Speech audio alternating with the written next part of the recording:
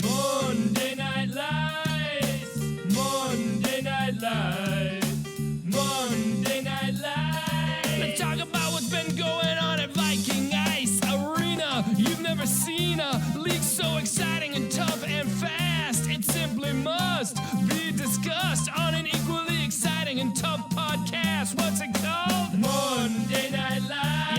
Yeah. Monday Night Lights. Monday Night Lights.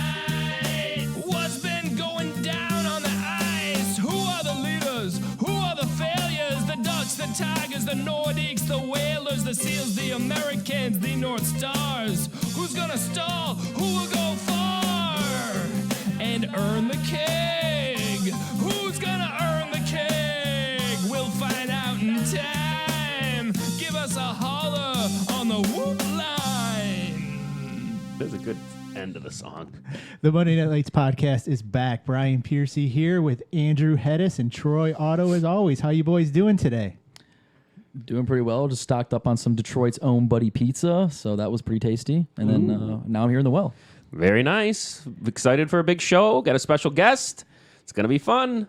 Why don't you introduce him? We have, the man with many names. I was actually trying to describe him to somebody. I'm just thinking how confusing it must be for these new guys trying to get in the league. So we got Paul Bilitti, which somehow translates to Ben, who is also Dickie Dunn. So here we go. Welcome to the well. Guys, thanks for having me. It's been a dream come true. Just being on the podcast today. We got high expectations for you, buddy. I could barely sleep last night. It was crazy. That is awesome. So, few things as always. Give us a call on the Whoop line, 714-75-WHOOP. Email the show podcast at mnlhl.com. Follow us and subscribe to us on Twitch. I know there's people probably coming up to that third month very, very soon. As you can see, we have our fourth mic now, so I'm sure Ben will find this to be a good time. If you want to come into the studio one time, let us know, and we'll get you in there. And if you have any rumors, dirt, anything like that, send them my way. Help report that, get that news out, shake things up a little bit. But let's move on to the news real quick. So first thing on the agenda, we talked about it last week. Joey Brennan could be leaving Monday Night Lights. Well, it turns out he is staying. Yay. I don't know if this was an elaborate ruse from the onset and there was no offer in Arizona, just trying to get a couple extra bucks out of Panny's pocket. But I think everybody's happy, ruse or not, it's happy. It wouldn't feel right without Joey Brennan in the league. I think we all love Joey Brennan, of course. I mean, like I said last week, I was not supposed to say like I said, but as I said last week, played with him last year on the Seals. I played with him on WW. He's probably my favorite defensive partner. Good guy. I think we all love him. He has some anger with his stick management, but besides that, quality member of the league. He's a puck guy as well. Yeah, I mean, how's Wilkie ever going to finish this bar that he has been talking about for 4 years if Brennan doesn't break some sticks? True story. But Well, you get traded to the North Stars, you get free sticks or something. That's what I heard. There you go. That's true. That's a true statement. Partially true.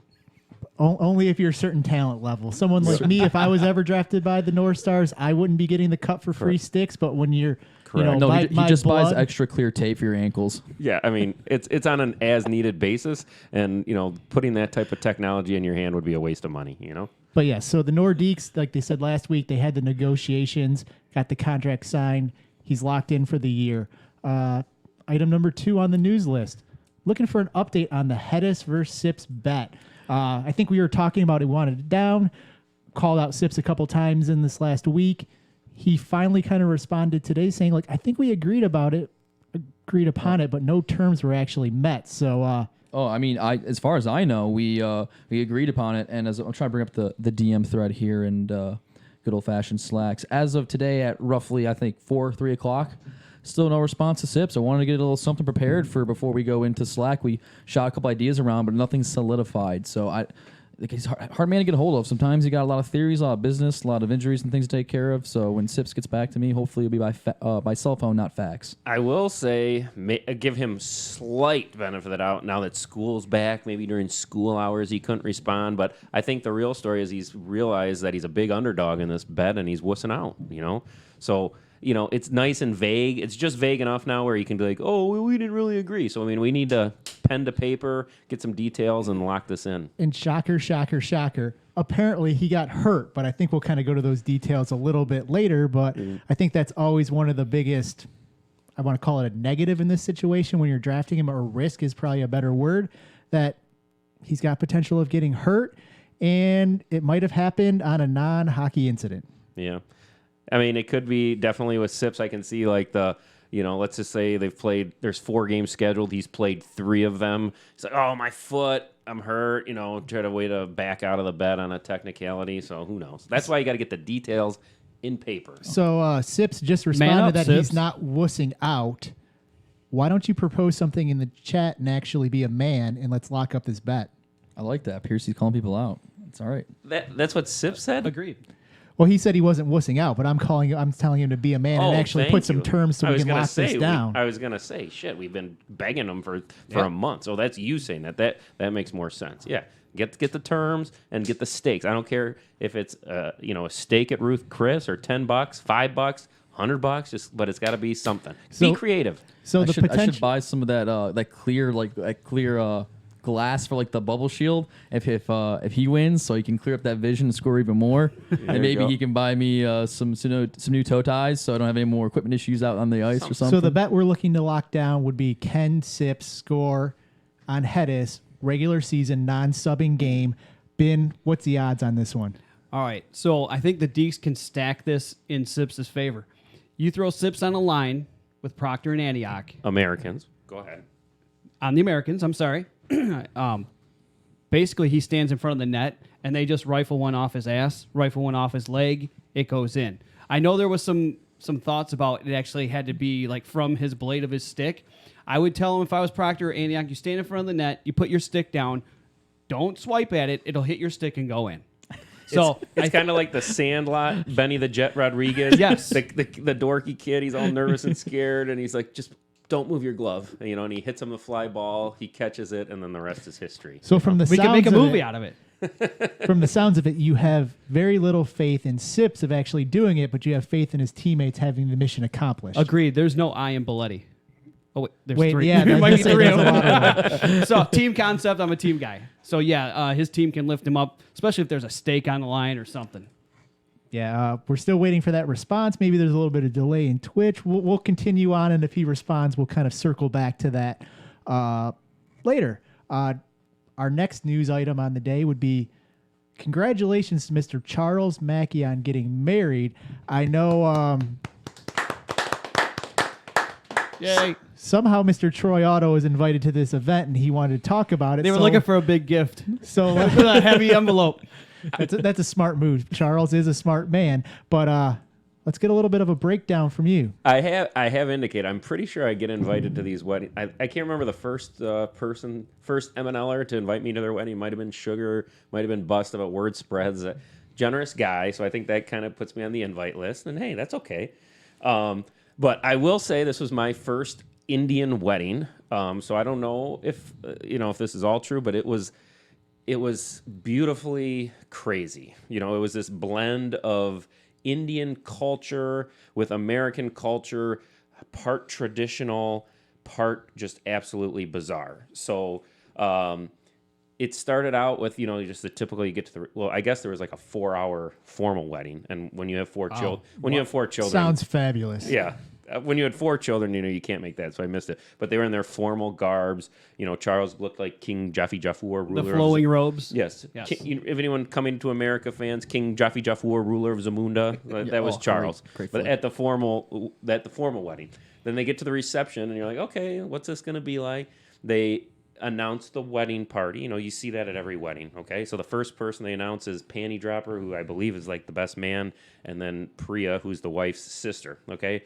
I don't know if or maybe Sam was the best man. We'll get to that later. But they're the first people announced, and and that's from that moment on, the wedding was no longer normal. So Panny, instead of like the rest of the wedding party getting announced, Panny grabs the mic. He's like, "Hello, I'm Panny. I'm going to be your MC for the evening." So Panty Dropper was like Jay Towers was my comparison, because they kind of similar body Body styles, friendly guys. So like literally, Panny was like the MC. So that was different. Then he is the one who introduces the rest of the wedding party. Polinsky's in the wedding party, dancing Chad. I mean, this guy came in prepared. He came, he did his little dancing down the aisle. I've never seen him so happy. I mean, that was the takeaway. It's like, we have never seen Chad so happy. I mean, so he comes dancing in. Did you tip jar him? Oh, well, of course. Well, All right. We'll get to that. As long as you tip jar him. Chad comes in. He's all dancing. He's all smiling. We all point out how happy he is and how good he did. He's like, oh, I messed up on the dance. So, again, typical tip jar. So, anyways, then you have Turtle Tim.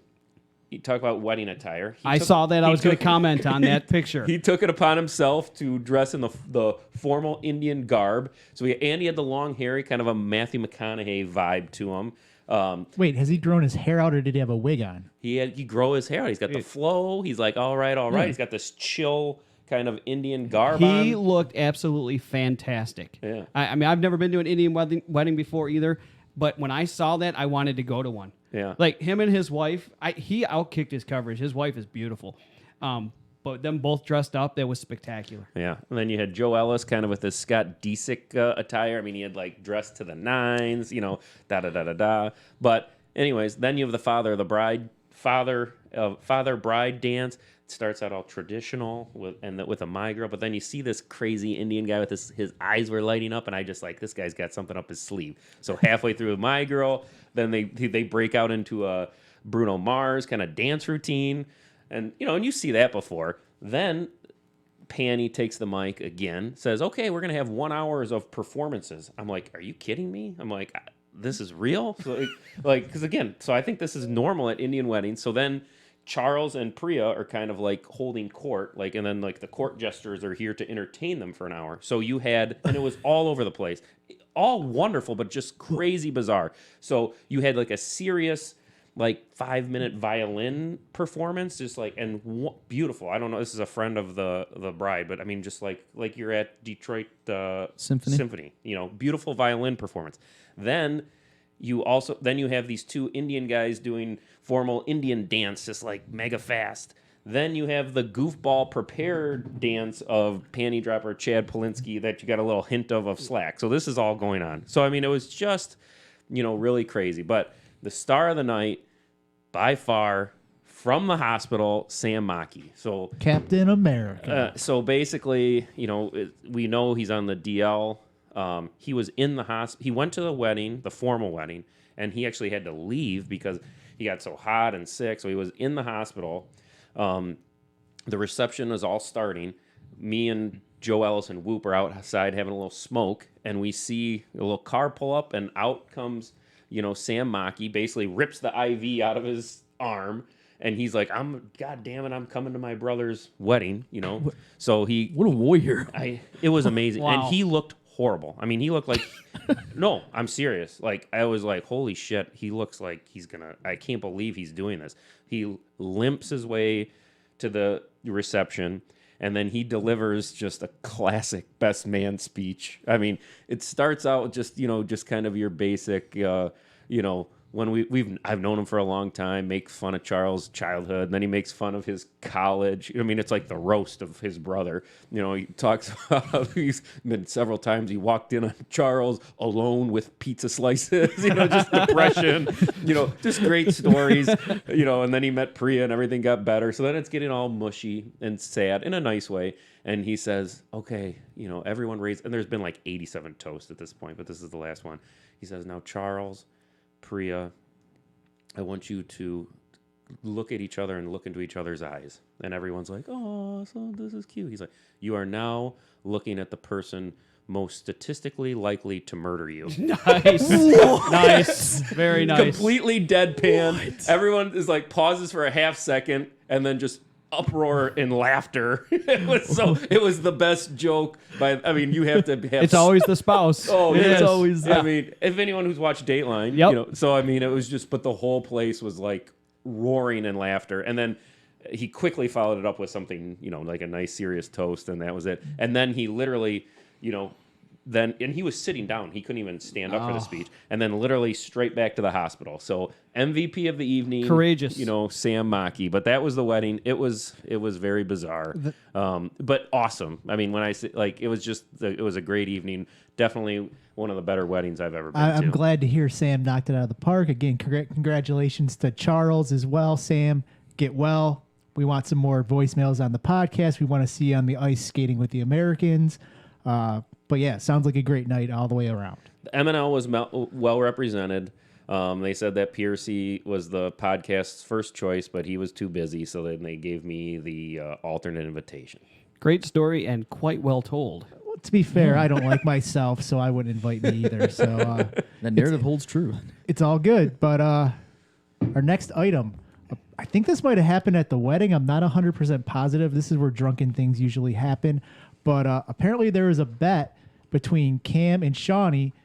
Cam said that Shawnee would not score 12 goals this season. So I did a tiny bit of research. We'll go over to Ben afterwards because I kind of half-assed this research. There's 21 weeks in the season. I didn't count how many buys you have. So that's, there's probably, 18 games or so. Shawnee had 17 goals last year. I'm having a hard time believe he's not going to get this. Ben, what other research do you have for us? All right, so I broke this down a little further. Did some research, dug into the annals of the records that Panty keeps. Going back the last 3 years. 3 years ago, he had 20 tallies on the year. 2 years ago, 12. There's that magic number. In 17, like Piercy said last year, the over-under of 12, I'll take the over all day long. So here's my question to you, Ben. The past 2 years for the Seal, actually, we can go back all three, I guess, if you want. But the last 2 years for the Seals scoring-wise, who else was Shawnee playing with, and where were the Seals when it came to goal-scoring in the league? Were they the top half, bottom half? So Shawnee was with Chris Taylor. Yeah, well, that first year, you had 20 the first year. That was the superstar year. They had Ratliff, Proctor, and Taylor. I mean, that was then the second year was the second year the 12-goal year? Yes. And that would have... Was that Rattler? Was Rattler on the North Stars? I that thought year? he had Chris Taylor with him. That was, he certainly had Chris Taylor. I'm trying to think who his other... That was the year they ended up trading for Darren. I'm trying to remember who else was on that line. Yeah, Darren was traded from the Nordiques that year to the Seals. But I don't know who the initial... I mean, it would have been Shawnee and Chris Taylor. I don't know who, the third option would have been on that team. But that was a rough year for them. But is that... They went to the the keg that year. That's the Keg year that they year. upset the North. They upset us in the semifinals. I don't know if anybody was upset about Yes. that. But No. Yeah. And then last year was 17. That's when he had, again, Taylor and then Cunningham were his top running mates. If you look at the roster the Seals compiled this year, Shawnee's your top forward. He's got Pfister, Rattler, General, McShannock, Allen Z, rounding out your top spots. He's got guys that'll get him the puck. I think Cam might have bit off more he could chew here. I mean, this isn't really... barring injury, this would be shocking if the 12 is the floor, so Cam made a pretty dumb bet. That was what I was going to go with for trend analysis. So even if you take out the kind of, the odd year, that first year where you just have all the firepower on earth with you, even in the worst year, quote unquote, but they still make the Stanley Keg, he's got 12 goals. He's playing with Chris Taylor. Now he's playing with even more of a bona fide, dedicated forward in Chris Pfister. To me, you probably take the over. Now, the only thing you could, I guess, use to oppose that argument, and maybe going to go with Cam's side of the bet, is that the goalies this year in the league might have gotten a little bit better, and the overall team defense in the league the skill cap is kind of raised. As you guys said yourself earlier, more puck-moving defensemen, more better defensemen in the league, it's going to be a little bit harder to score. And some of the preseason scores have kind of showed that. So, yeah, there's those two options. I think the other thing you might be able to say is it appears Shawnee has more help this year when last year he might have not have had as much help. So if he has more help, he can set more people up. Other people can score, could lower him down. But I think it's fair to say that we're all still going to take the over on this one. Yeah, there is that argument of hey, there's more pucks to spread around, so he won't get his. But Shawnee's he's the type of guy that thrives on other. The more chances he's going to get rebounds. He's an energy guy, so not having to do it himself, I think he'll actually be more productive. But so barring something crazy, I'll take the over. So that's 4 thumbs up on the over. Exactly. Good bet, Cam. Update from Sips. He said He'll take whatever, $20, $50, $70, like Cam and Shawnee, essentially name it. Or if you want to come up with something creative, I may be down or not. So he's throwing out the money values. What are you thinking, Hedis? I mean, I can do money if he wants to do money. I mean, we can make it $75. We can make it $50. I'm down. You don't want it to be. You want it to be a number that stings a little, but not hurts. You know, we are friends, so I think 50's got a nice ring to it, and then that still leaves you the opportunity 50 cash, and then plenty of time to come up with something creative to go with it. That's fair. Yeah, I mean, we still have like 7 days till the season starts. 6 days till the season starts. So Yeah, well, and we don't play the Americans anytime. Well, We certainly don't play in week 1. So you just have to firm up the bet before the first North Stars Americans game. So let's lock it down for 50 right now. Hopefully Sips will respond for the yes on that. For the record, I do owe Joey Brennan $50. I just need your PayPal or Venmo or anything. I haven't forgotten. He might have, and I think You were just hoping he Colin left. does, You were too. just hoping he was going to go to Arizona, so you didn't have to pay him. I'm not a welcher. No one can say that. Nobody can say that about me. Our next thing is going to be kind of one of our things on Slack. There's been a lot of @channels. Those get banned. @here's. What do we want to talk about? What's the rules? What's the etiquette? I think Mr. Otto has some thoughts on this one. Yeah, I brought that up because I guess, and maybe, and to be fair, no one here is part of the @channel police. Okay, so I'm going to start out by saying I get it. Like, you don't want it to be too obnoxious, and there have been times where myself and Ty have abused it. Okay, however, what I don't understand is, like, who gives a fuck? You know, so you @channel, you get a notification. Are you telling me? And again, maybe someone can enlighten me, but I know how much fucking around people do at work. So if you're telling me that you're so in the zone at your little work cubicle, you know, working away, work, and then this @channel notification just throws off your whole day, I just don't believe it. So I don't get, you know, again, if we're doing like 5 @channels a day, I get it. But the point is, I don't get what people get all bent out of shape for, because most of the time it's something fun. It might not be hilarious, but it's something funny. And so I don't get it. So can someone tell me, like, you know, or someone's work policy is so strict that this little, your phone dings and you, like, you know, I don't, and if it is that strict, like, you then just don't look, you know, it's like, can't you just put your cell phone in the office drawer? So I guess if someone could enlighten me, you know, part of the @channel police, I think Dougie Fresh, who I love Dougie. Who doesn't love Dougie? But I think he's a kind of an @channel police guy. Dougie's okay. Panny's an @channel police guy. So any @channel police guy that can call in, leave a voicemail, live chat us as to why this @channel disruption is such a big deal. Do you really think this is a big problem? Or is it just busting balls? Well, it's been disabled a few times, Yeah. so you can't do it. So that's why it's a my problem. Lord. I like hearing my phone ding and I know. I get check somebody mentioned a bin or I go just- check it. I love You're it. just in the stall and the bin goes off. when you You're like, oh, when and I you just see read the it up. little Slack like the little red thing, Yeah. so it makes my day. It's like, oh, something's going on Slack, you know. So it's like, and so I just don't get it. But yeah, it is. Apparently, it's a big enough deal. I didn't realize that this. Panny has disabled it. So now it's like, if it's like, you know, the WBW or K-Felks are playing at 9:00 and someone bails, you can't do an you know, like, hey, we got one opening you can't @channel. And then, so I don't know. So someone enlighten me. And again, I get it. You know, as far as there are a few, it's definitely been abused. Not disputing that. But is it really that big of a fucking deal? That's my point. Not in my mind. So someone enlighten me. Piercy, you're a man of the people. I am the trusted voice of MNL, but I think there's a few different things here. I think there's been complaints to Panny about people doing it. Me personally, there's times when Ty, you, probably the main culprits, where it's like, seeing @channels, like, what's this about? And it's like, really? You did it for this? I would have gotten to it anyways and read it. So at the end of the day, it's not a big deal. But some people, I don't know why it bothers. But the biggest issue for me is by people complaining and then it gets turned off. There's times when in the Worms room, in the summer with the stick figures or those spring teams, where you want to do an @channel to, like, hey, who's in this Roll coming call. week, anything like that, getting that disabled does turn into a big deal into those individual team rules. And I'm assuming it's because we don't pay the money for Slack. You can't disable it in one room versus the other. Yeah. And I think it's just someone like a Panny, who's, you know, a lot of people go to for this kind of stuff. He's probably getting blown up by people. It's probably the minority, but still, if you have 5-10 people start what the hell's going on? Let's stop this. I can see why I it's being guarantee annoying. it's not 5'10". It's probably 1 to 3. But it's like there's some Tom Cruise movie. I can't remember where it is, which one it is. But he's like, "Do you want an apology? Is that what you want? Do you want an apology? Well, you're not going to get your apology." It's like, if Panny wants an apology, I'll give him the apology. Sorry, Panny. It's like, here's my apology. I'm sorry. I admit my mistake. I confess my sins. Please, for the good of the league, put @channel back. And I think there are times where you would abuse it, Ty would abuse it. Then there'd be like those same situations in this short period of time. People like Kimmel and a couple other people are like, bam, bam, bam. And it just kind of piles on, and people get annoyed by it. So I can understand why people get annoyed by it.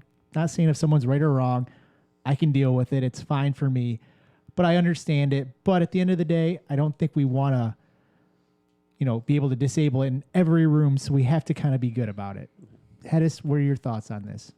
I mean, it doesn't really affect me all that much because I turn the notifications off. So even if it goes ding, I don't even notice it. I have to go back and actually like see if someone's text. I just check it once every 3 or 4 hours. So it doesn't bother me at all. For some of the older folks, the non-tech folk, or people that want to leave the ringers on, I mean, I can see. I guess it could be annoying, but at the end of the day, I mean, I guess it's something to bitch about something. And it's my thoughts, but hey. And realistically, part of the problem is someone like Troy over here, I believe you have some kind of admin access where you can make announcements, and that's going to ding everybody anyway, so it's not like you're stopped anyways. Well, and that's the thing is like And you've made some pretty dumb announcements in the past. Let's face facts. Well, that's That's what I don't fair. understand. They're like, don't use @channel, make an announcement. I'm like, well, what's the, I don't get it, And then the Piercy gets mad at me at this. Like, sometimes I throw the announcement and then I like forget something. So then I put like the additional fact and then The addendum. Yes. And then Piercy gets mad at me for that. So it's like, and again, I admit my fault, but in the big scheme of things, what is the harm? I mean, are you that's what I really wanted to get at. I want to know the basis of it. Is it just annoyance, or is there someone that truly is going to tell me with a straight face that I'm at work, I'm in the zone, and then this little ding just takes me out of my flow and I'm not productive the rest of the day? The biggest issue with the announcements is sometimes some of your announcements are more of I'm throwing something out there that's more of a discussion, and we can't reply to it. Yes. And that's the biggest issue with the announcement side of things versus an @channel side of things. But we have @channel, we have @here, which would show people that are actually available online and give those notifications. It's just something to think about. I'm not saying always use it. It's something to think about when you're there. I try to be a good listener. Panny told me try the @here. So if you'll notice, at 8:45, I said @here, special guest, Dickie Dunn, MNL podcast. So hopefully that is the proper usage of the @here channel. Maybe Panny can tell me. How do I get that channel? No, instead of @channel, it's @here. I don't know what Oh it my does. You do Gosh. @here, anybody who's actually online at the time will get a notification instead of @channel, where everybody who's online or not should get a notification. So it's just another option you have to alert people. Our last piece of news for the night. I'll have my teenager explain it to me. I turn more into my dad more and more every day. Pretty soon I'll be wearing dark socks and sandals, and jeez. It's a you got the New Balances as I a do, dad. I You're do. you're legal to wear those, so you're right at Ox. I mean, Thank you. I haven't earned mine yet. But you are wearing Under Armour, so that's kind of what the cool kids wear, I've been told. Did you say something about what I was wearing? You look good. I have a little special surprise for everybody. Okay. This is gonna take a second. You might want to get the camera. Oh, this is spicy. What is this? Oh, let's go. Let's go. That is some big man. dick energy right there. Oh, I just didn't know the product there.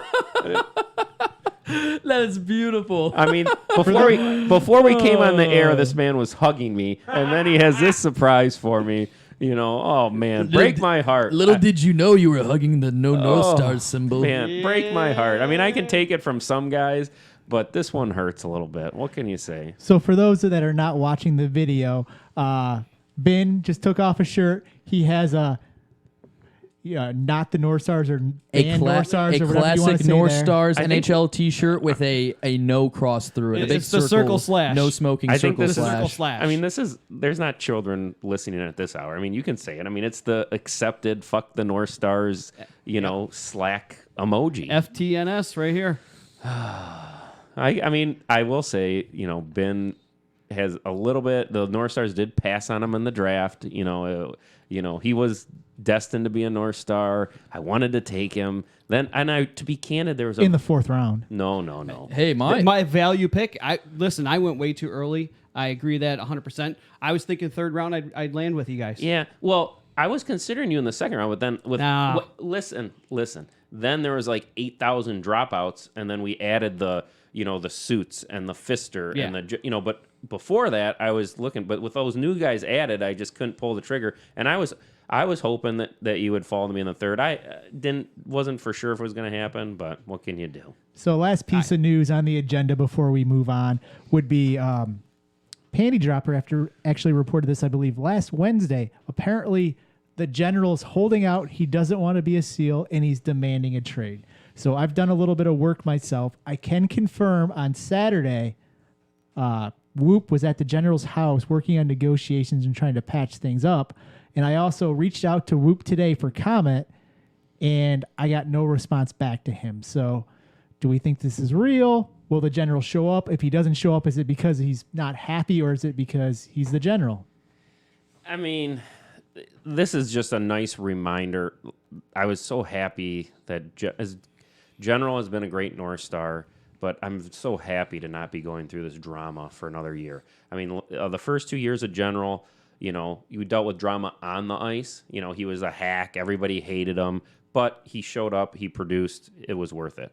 Last year was just a whole year of drama. Is he going to show? Is he hurt? Is he going to play? Is it going to be 1 week, 2 weeks, 3 weeks? So here we are again. So I don't think the General wants to play hockey anymore. So I think I just think that he doesn't want to play anymore, and he's using the Seals angle holdout as just an excuse. So I think it's a 50-50 shot that we see the General on the ice this year, which, Chad Polinsky could be his in. We'll see.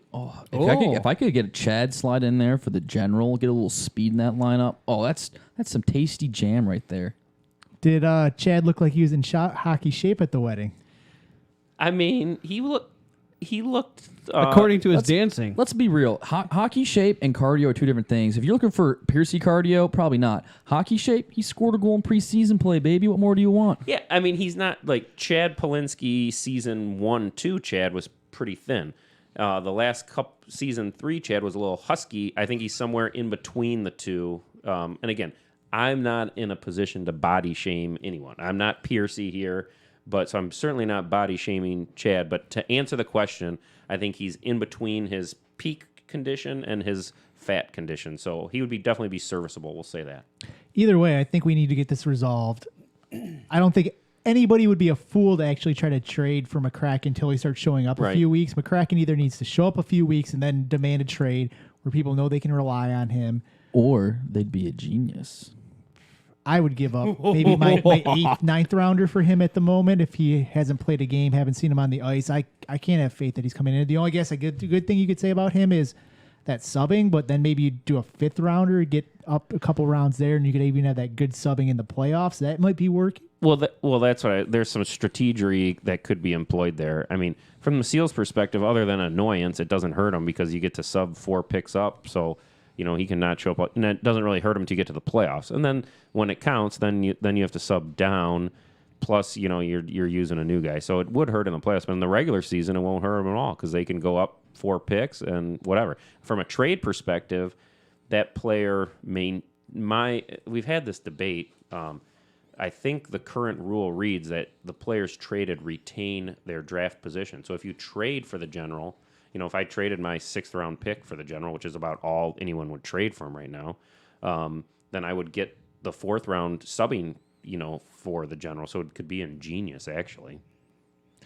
That could be interesting. And if you trade, your 6th rounder for the General, and all of a sudden you have to go 4 back in the playoffs, you still have that advantage, even though the chemistry might not Little be loophole. there. I can't believe I just put that out for everyone. I should have kept that to myself. Hence me saying it might be a genius move. I know. And then just You thought this through. Oh, I know. yeah. Nice. We've had, but no one wants to win it in a cheesy way. But we'll see. I mean, I hope he shows up.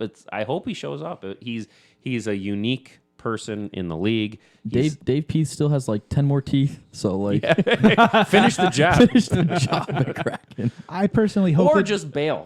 But don't do this in between. I was going to say, bullshit. I hope he shows You know? up if he shows up consistently. If Yeah. not, Agreed. it's not a good thing. We want the league to have that consistent competition, drafting your teams, everything in that realm. Yeah, and Chad would be. I mean, all jokes aside, I mean, Chad would be a nice because if Chad was in the draft, that's exactly where he would have went. You know, he would have went right in that 4th round. There was so I don't think the Seals are getting like a great steal because if Chad was in the draft, the Seals would have taken Rubel over Chad. You know, so they took McCracken over Rubel. So my point is, like, if they got Chad, that would be fair. I'd sign off on it. League, I'm sure everyone else in the executive office would get a great, fun guy in the league, and we'll see. We'd have to beg Chad a little bit, which is what he wants, yeah. So he's probably listening right now. So Come on, Chad. It could be good. Chad, please. Dickie Dunn said, make Dickie Dunn happy. I Come on, know. Chad. So, He's one of my favorite players. I'm going to turn it over to Ben real quick for a quick announcement, and then we'll move on. What's my announcement? Oh, Oh yeah, I now should- he's gonna feel like a real dick. I know. All right, so I came in the studio. I think it's great. I'm gonna surprise the guys. All my my ducklings friends. I was gonna surprise them Monday night. I appreciate you guys giving all the nice words. My dad passed away a month ago, rather suddenly. I heard you tell the story the other day. I appreciate those kind words on the last podcast, and I appreciate you coming. Huge respect that you came. And really, you guys are gonna make me cry and shit. But the quick story was he wasn't feeling good for really about 10 weeks. And this is a guy who golfs 4 or 5 times a week, still super active. He started having some weight loss. Started just not feeling good. He had a shit doctor who fucked him over. Said, "Oh, you're just fine. You just got the flu," and all this other bullshit. Family went on the family vacation. We came back after like 10 days of not seeing my dad. And when I saw him, he was down like 30 pounds. His belly was huge. I said, "Get in the car right now." An hour later, he had an MRI done of his belly, and there was just cancer everywhere. So from the day he was basically diagnosed with cancer, pancreatic cancer, he died 10 days later. That's insane. And I will tell you, I know you talked about, you said all those nice things about my dad and all the things that he did, but he lived and breathed hockey. Never really played growing up, but was my coach from the time I was a wee little fella till like through Bantams. A lot of major accomplishments. I'm super proud of my dad. So anyway, let me make the long story short. So I had some commemorative stickers made.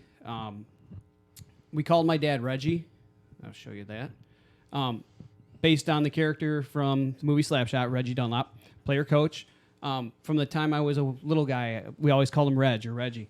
So I was going to ask. Fits the Bility tradition of Yeah, having nicknames that exactly. that don't relate to their real names. So I was going to ask the guys on the Ducks to wear those on their helmets this year. I brought a few in for the guys, and they're more than welcome to wear them. I didn't think about it at the time, but I should have got them for the whole entire league. And it would just be an honor for you guys to wear those, and I appreciate it. Hey, I'm going to definitely put one on my helmet. If it comes from MNL to the K-Falks to the Worms, it'll be on my helmet. It'll be a tribute to him for I the appreciate future it. on. Appreciate it.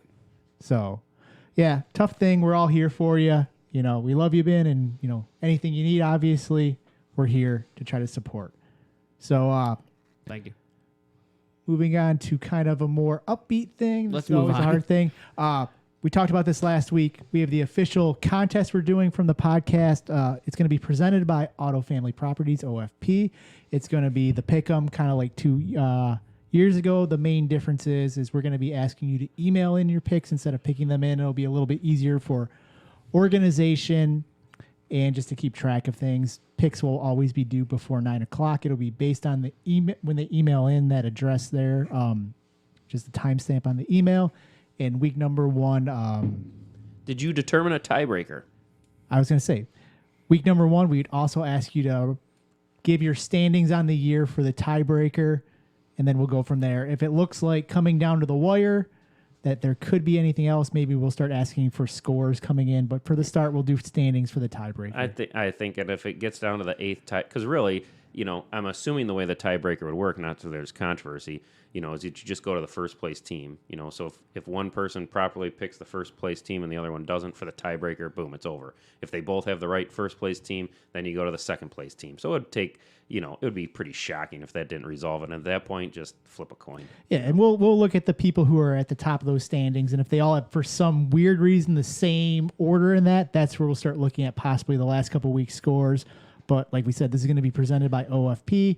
They'll be providing some kind of nice gift on that side of things. Kind of like, another old movie. Really, we do have, besides that, we do have the kind of the older crew on here. But one of my favorite movies, The Christmas Story.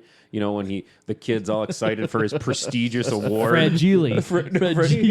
Well, there's two parts Must of be it. Italian. There's the prestigious award, which is the Fragile, and then there's like the kid staying up, and then he does like the mystery and the mystery The message. code. He's and doing the code. Message in the bathroom. Is it like drink your Ovaltine or something? So it's a very prestigious Fucking award. commercial. Yeah, the inner monologue's like a fucking commercial. Oh, great movie.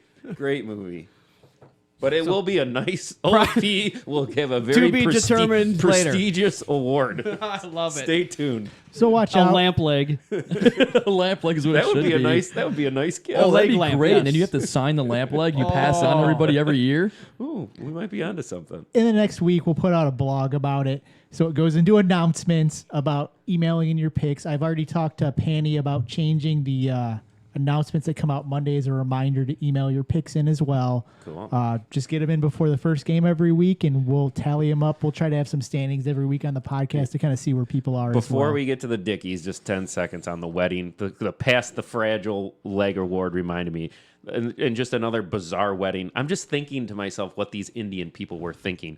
But during the Maki wedding, they bring out the fucking keg. They play Kesha. They're dancing with the keg. They're passing it around just like they're reenacting the keg scene. And it was great. I mean, I was like, well, if we had to lose so Maki could do this at his wedding, so be it. But I couldn't help but think these Indian people are like, what a bunch of fucking weirdos. They're gonna disown Priya. I mean, it was quite the scene. I'm sure there's some video of it somewhere, but that was fun. Since we're back to the Charles and Priya thing, last Thursday, Friday, somewhere around there, Panny changes his status to his little new icon, and I'm looking, I'm like, why does he have an Oprah icon there? And I go into the custom emojis. I type in Oprah. I'm not seeing anything. I start scrolling through it. Apparently, it was a Priya icon. Yes, But yes. Priya and Oprah apparently look a lot alike in emoji form. Yeah, Really? and a 1 centimeter by 1 centimeter. I guess I can see the resemblance. So our last thing for the evening would be we're going to be doing some prop bets on the season, kind of track these, see who does anything the best. We're going to be doing a lot of these based off the Dickies plus a couple other things on top of that.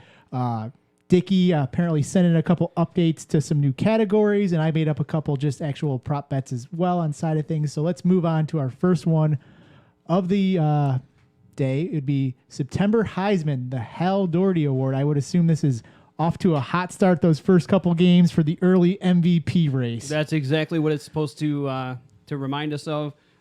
Hal was that guy last year. I think he had like fucking 8 goals in the first 6 games. The guy was scoring from the parking lot. It was ridiculous.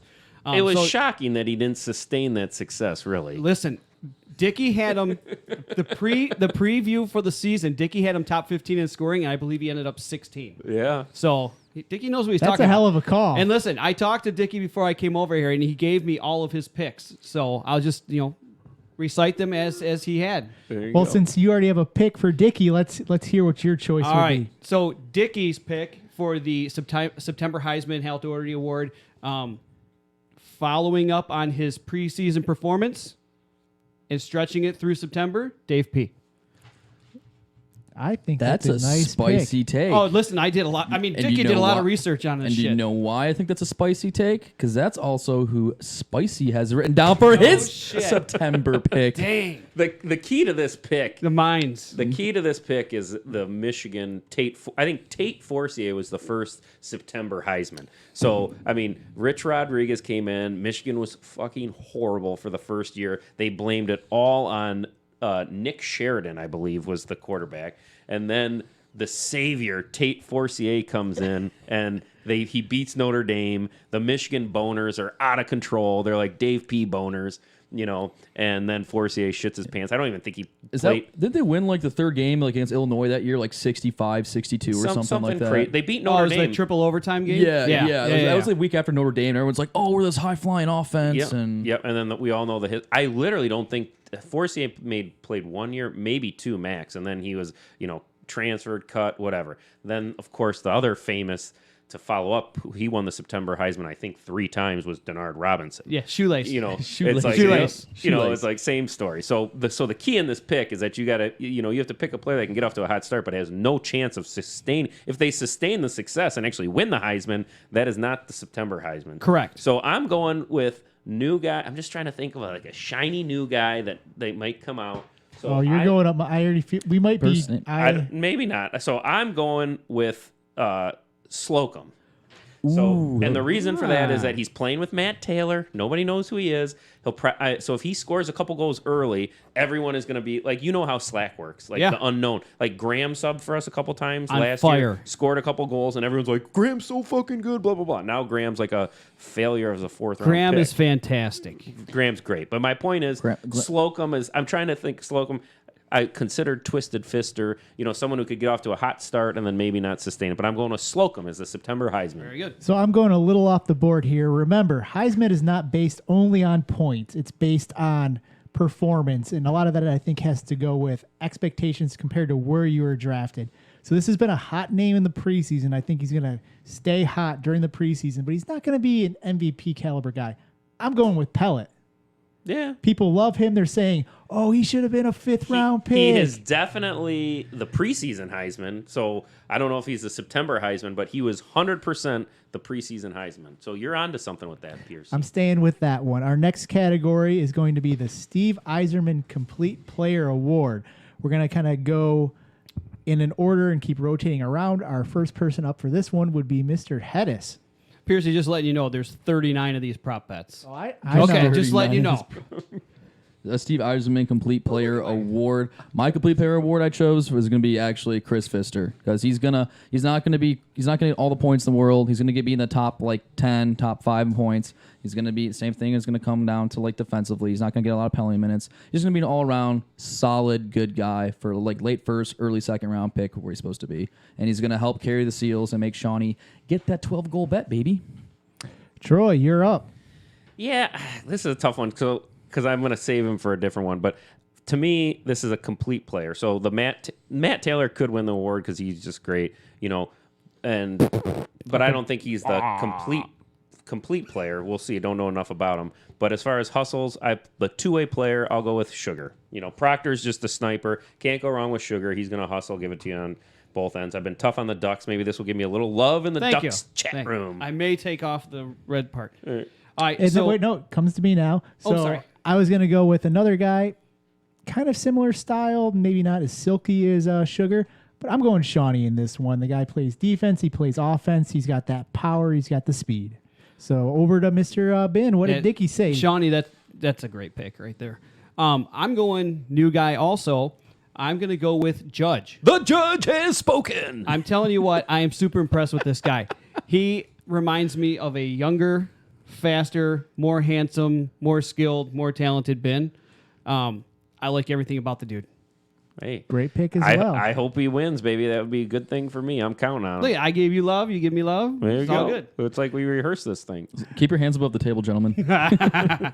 Next award of the night is going to be the Unsung Hero Award, and we're going to start out this time with Mr. Troy Otto. And this is the one I'm going to go with another one of my players here. I'm going to go with Suitsy here. And the reason for that is, Suits is from just watching this early version of him. He's a quiet guy. He's not a complete sniper, but he's going to play the two-way game, quiet, go about his business, no drama, and I expect big things from Bill Suits. Does he really qualify as an unsung hero if he's the number 4 pick in the whole draft? No. Probably nope. not, but- Nope. That's possible. All right. But I mean, You he's got no. But Do you want no you want Andre Wheats, aka Spicy Lettuce's take at that? I'm going with Matt Lapudre. Boom, hit him with it. I thought about that. Unsung Dickie hero, did. works hard, gets in the corner, helps his team. He's gonna be a big piece of the Tigers' room this year, but he's quiet, man. He's not gonna get in your face. He's a gentleman on the bench. He opens the door when you need to change. Beautiful. Troy can pick anybody he wants, but win or loss on it is we're actually going to the awards come the end of the season to decide that. So if he wants to say someone Okay. like Suits, he can do that. It really comes down to who the winner is in the Dickies to see if you're right or wrong. quick, Matt Lapudre. He was like when he did sub. He's like. I was that game where there's like 2 Tigers that showed up. I think he was one of the actual Tigers, and he was going around. So, what's your name? Are you on the Tigers?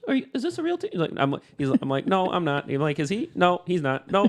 I'm like, that guy over there, he's on your team, But he was making an effort to meet everybody. A very nice dude. I like the Matt Lapudre pick. You can get by that. So for me, I'm going with Cunningham, Darren Cunningham. I think he's one of the more complete hockey players. Now, because he played hockey his whole life, he tries to do stuff in more of a conventional way, which I think kind of hurts him in a lot of things. But when you're talking about unsung hero, he can play defense. He's a great skater. He can set people up. It'd be nice if he scored a little bit more, but I don't think he gets the credit he deserves. What was Dickie's decision on this award? Dickie went with Nick Myers. Shocker. Ooh, I like that. Really? Well, just because he's Nick's your buddy, we all, but I that's okay. only know Nick from the rink, and I like Nick. I've had the pleasure to play with him. The problem with Nick is he can disappear at times.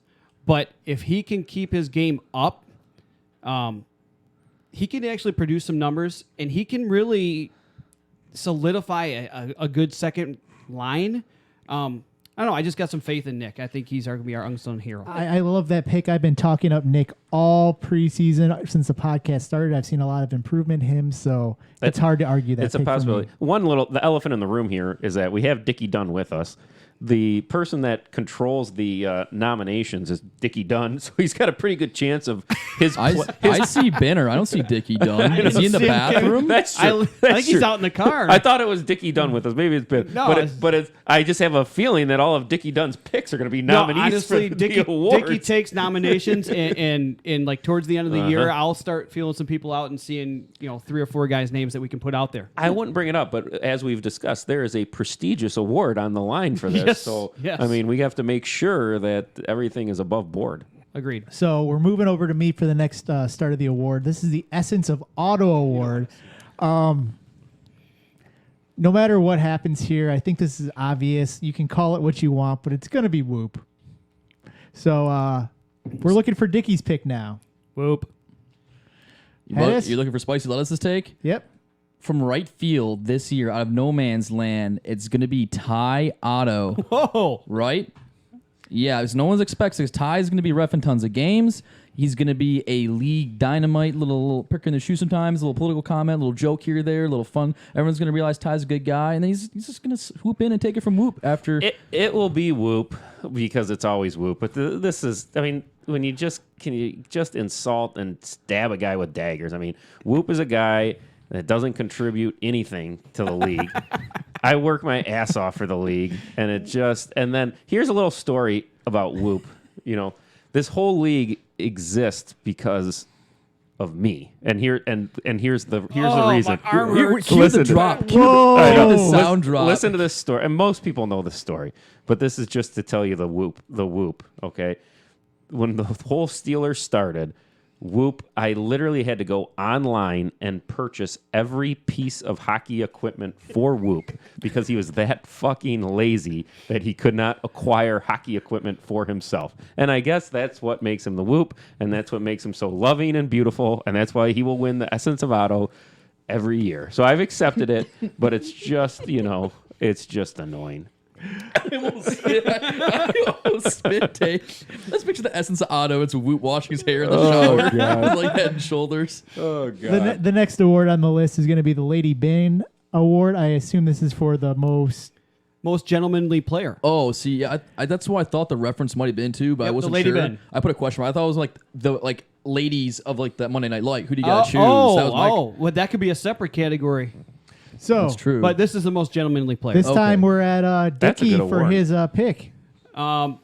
So I did some more history, just like I dug into Shawnee's goal totals and some other goal totals that we'll talk about in a little bit. 3 years running, 0 penalty minutes, is on the ice, is effective. Turtle Tim. Definitely can't go wrong with that pick. I mean, Turtle's such a nice guy, such a soft player. Handsome. Handsome, soft player. Doesn't Dresses really Indian compete. style beautifully. But, my pick, going off the board, and Turtle will probably win it because he's got the history. People love him. That comes into the Dickey Award as well. But I'm going off the board, new guy, and I just like the way he plays because he plays hard, but he's a gentleman. Andy Fem. That's a hot take. I like That's that. good. That's good. I like that, Troy. So my pick was going to be between Turtle and my second man was Manny. I ended up going with Manny at the end of the day because Manny, again, if he bumps you, he says I'm sorry. He plays that smart defense, but not necessarily hard grind out, give it a little face wash peso style. So my pick was Manny at the end of the day. Can't go wrong That's with weird. Manny either. Two years ago, me and Manny had a couple little mini scuffles where I thought he was kind of a dirty player back then. He is a human. He is human. Everyone's human, Piercy. Come on. We can't be machines with machine-like bodies like you. It's Well- chiseled from marble. I'm going to go Turtle as well. I think he's the obvious pick there. So our next award is going to be the Troy Auto Memorial Trophy for the biggest cry sack award. I think we're over to Hedis for this one. So I don't know if you can self-incriminate because I was going to volunteer myself possibly for that. Good pick. That's a But, strong pick. I wouldn't disagree. Honestly, I couldn't. I didn't choose myself because I didn't know if we could choose ourselves. If we can't choose ourselves, I'll Sure. choose me. All right, well then I'm choosing me, Yeah. baby. Let's go. Because all I'm gonna do is cry and whine my way to victory. Front runner right now. Troy, who do you got for this Like, award? you got to go to you, Piercy. No, go, I'm go going. in order. I'm going in the same order every time. You jump ahead a few times, but the order is consistent of what I'm I trying know, to get. It's been going No, this way. It goes It's been Ben, going. Hedis, Troy, me. Ben, Well, that Hedis, makes no Troy, me. sense. You're so cute and you're frustrated. Just give us the people. Well, I need a little more time to think. Ben, you give yours. All right. Biggest cry sack Troy Otto Memorial Trophy Award according to Dickey, Pistol Pete. Because if you consider in the fact that you're kind of cry sacking when you're begging for assists. Yeah. I mean, he's played in games like in the scorekeeper's box, and he said, I got an assist on that. It's true. So I have heard that before. If you add that in, God love that pistol and his grip strength. But and his snipes. yep, but we're going with pistol. he was in my So- top five. I can too. get behind that pick. I would probably go with Peso, but Peso's really like he's not active enough on Slack to really win the award. If he was, because anytime that Peso does talk and engage in anything, he's a cry sack. But he's not, so I think I can get behind the. I guess it's how you Pistol Pete. define this award: on ice, off ice, complete personality. I did a culmination of things. I mean, those three people we just named are all in my top five. And another person I was considering but didn't name was Piercy. I mean, he was gonna be in my top five as well. You can give me the eye thing, but you may not complain on the ice, but off ice, you have some hot takes. So So I'm going to go a little off the board here. I'm going to go with Adam Suwokis. I can get behind that pick. I can get behind I think that the pick. well just got a hole because everyone went, oh. I mean, you look at him, he fakes injury. He's kind of like a soccer player if you look at him. Oh, it's It's, beautiful. It's beautiful. It's that European style. a European style. Yeah. He'll fall. A lot of times when he goes down, he'll raise his hands and kind of look at the referee. If I was a referee, I'd give him no benefit Yellow of the doubt. card. Yellow from card. That the guy. pure cry again, not ganging. I truly, past the Sukas thing, but I will say when you think of Krysak, you think of like this, and Sukas does have that body language thing. He does do that on the ice. We look like he's like begging for a call. So he's definitely guilty as charged in that regard. So moving on, Joel Samaya, most injury prone award. I think we're over to me. I think This is a pretty easy one. I'm going to go Sips. wow. It's synonymous around. Okay. I'll go with Sips. it. Yeah, I'd like to be creative and come up with something different, but Sips. I mean, you could say the general, but that's not an injury anymore. So Sips. Hedis? I'm saying Sips. The only other person that I even consider is Sam Mackey, but it's not fair because he's coming into this season on the IR. So Yeah, If and I don't Chad think he was has a still history. around, maybe Yeah, Chad is always dinged up. Again, Sukas with like fake injuries, but as far as actually missing time, Sips. unanimous. So Dickie will just print that one off tomorrow. So we're moving on to the DJ Jazzy Jeff Award. We're moving on to Dickie as the up front here. All right, so you want to talk about going off the board. I'm going off the board. Dickie predicts guest DJ takes the winner, takes the award, Hal Doherty. Doherty. What's up? Hal making some guest appearances. Hey, what we don't know about this, Hale, I mean, and it's his right, it's his life. He's been very secretive about what has caused this absence. But one thing that Hale and I agree on lockstep is that you don't tell your wife anything and you don't give up your night. So it's possible that Hale, even though he hasn't committed to us, that he has told his wife he might be playing on an elaborate ruse where his wife still thinks he's in the league and he shows up every Monday and he's the DJ. So I hope that that's the case. Fantastic. Hedis, who's your DJ? My DJ pick is R. Allen himself, baby. He has some hot tunes, the soft, sultry tunes of classic rock, mixes in a little alternative. Gotta love R. Allen's. Mr. DJ. Otto. I am going to throw a bone to someone who takes a lot of shade from me, and I'm going to give it to Pete, and here's why. Good call. Pete was the original DJ. Last year, he was horrible, and he was just like, oh, no, and da-da-da-da-da. He didn't this is based on future, we're picking. So Pete, lived off his reputation last year, and he really didn't do shit and lost the reward. But I think he made some reference on Slack about if anyone wants their goal song, boom, boom. So I'm hoping a little bounce back performance from Pete. We get back to the DJ that we once loved, and that he'll get back in there. So I hope so. So I'm going to pick myself here. I think last year I probably DJ'd just as many or more times than anybody else. I don't think I get the credit for it. I got to show up anyways to scout for the podcast, so I'll be around. So I think I could be a leader in the house of maybe about the amount of time someone actually DJs. So I'm going to give myself go off the board here a little bit. Hey, nothing wrong with that. All DJs are welcomed and encouraged. The game is more fun when you got the guy pumping the tunes in between songs, no doubt about it. And Claus wins the unanimous locker room DJ. I mean, he shows up like 8 hours early, and we don't know what he's playing, but he's playing something loud. Something techno or Yes. beats oriented. Hedis, you're going to be up next for our Hack of the Year award. So some people. Whoa. Okay, yeah, We okay, get an first. announcement first. This used to be called the Darius Kasperitis. For all you young bucks out there, he was a defenseman for Pittsburgh, among some other teams. Guy was just a thorn in everybody's side. Broke many sticks over people's legs, arms, wrists. But we are... Dickie has decided to change the award's name this year. Forevermore, it will be known as the Adam House Hack of the Year Award. Oh, God rest his soul. There was I tried to make a late charge to make it the Curacao House Memorial Award, now that Q-Tip has left the league as well. Curacao. Yep. And it's a way to, there's the Hall of Fame, there's the Hall of Shame, there's a little bit of everything, but we want everyone, good or bad, everyone who's been a part of the league is part of a rich, rich history, so we want these gentlemen to be remembered, I think, the true hacks that they are. Hedis, you are up here. So this one's gonna. I mean, it might surprise a couple people, might not. I didn't really think this person as a hack until kind of towards the end of WBW, some preseason games, talking to some other people Oh, complaining. you're going to pick what I'm going to pick. I'm choosing. He starts with a P, ends in ASO. Oh. Yeah, Peso. Peso is definitely Troy, a preseason you hack. are up next. Yeah. Well, the funny thing, I'm not going to name him because he's a good guy and he's sitting next to me, but preseason hack award was Ben. He knows it's the preseason. This guy is slashing like a motherfucker. I'm a 7th rounder and I'm getting slashed by Your this stick. Elite, No mercy. Slash your stick. Elite- Mercies for the week. Hold on elite- to your stick. Oh, Elites. I just realized we actually played the Ducks. But I'm thinking, how did he play against each other? You guys were on the Tigers. On the same team. What? Another week. Different week. He was slashing everybody. I'm like, geez, Lady Ben, second rounder. As you get slower, you got to do some creative Yeah. things to stay in the game. So, and I just yeah. throw my stick. So I'm gonna go.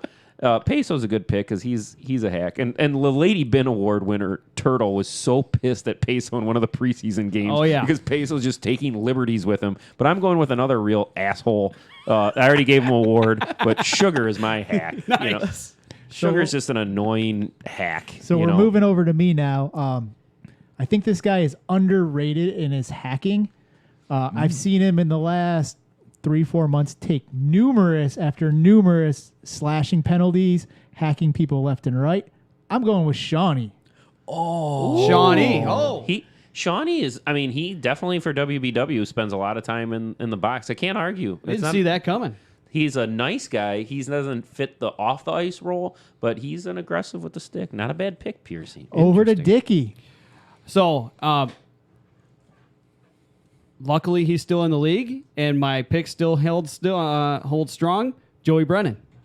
Another solid pick as always. Man, we were killing it tonight, Yeah. boys. Yeah. Every single These are person's contenders. on point. Yeah. Next award on the agenda is going to be the Pete Rose Charlie Hustle Award, and we're going to be starting out with me? Troy. Oh, Troy, okay.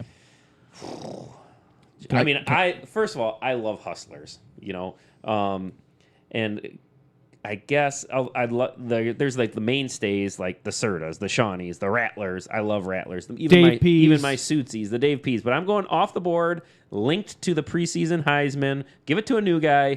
Pellet is Johnny Hustle. You gotta love those guys. They make up for maybe skill with some little tenacity and some speed and hustle. Yeah. So we're moving over to be next, and I am also going off the board with a new guy as well. This guy, some might say is a spaz, some might say has high energy, Are you picking yourself again? but I'm going with Mr. Keith Wood.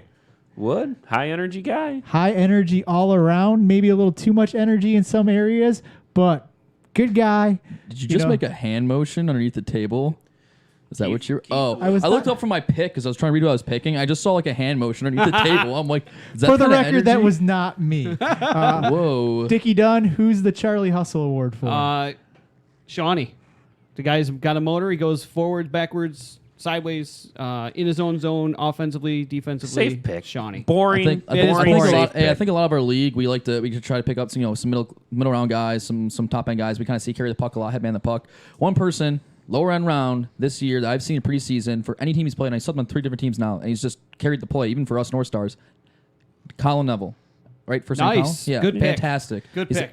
Too many times we look at the puck, we had the puck deep in our zone, look up, who's at the point? Neville, he's carrying the puck by himself in another team's zone. I love You it. can never question Neville's effort level. Listen, there's no way in the last 2 years that Neville would have been a 10th round pick. I mean, it shows how strong this league has gotten.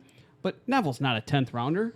Fuck no. No. The guy can go. Well, that's why it's again, I had to mentally, not to turn it into North Stars tonight, but it's like Ty, the fact that Neville, I have to take Ty in the 9th round before I draft Neville is Yeah. just bullshit. It's like Ty should be a 10th rounder. I mean, it's just he's fat, slow, and lazy. He's the opposite of the Johnny Hustle Award. But anyways, I digress. Well, that's Charlie Hustle. The next award on the agenda is going to be the Mark Messier Leadership Award. Oh, this is an easy award right We're here. coming over to me on the start.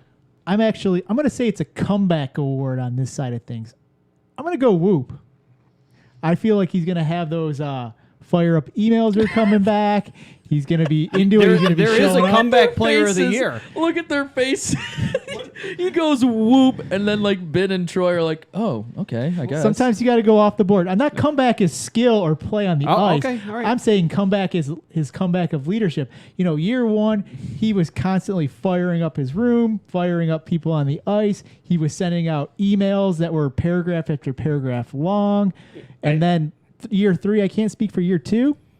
He was pretty dead out there, and he kind of helped I'd say the SEALs team didn't have the same uplifting attitude as we did in year 1. It could be because of the team wasn't quite as good, but a lot of it had to do with Whoop's attitude. I feel like he's making a comeback this year. The thing with you, Pierre, I'm going to agree and disagree because it's almost like you're like a kid who had something nice in his childhood and you want it back. Ben and Wow.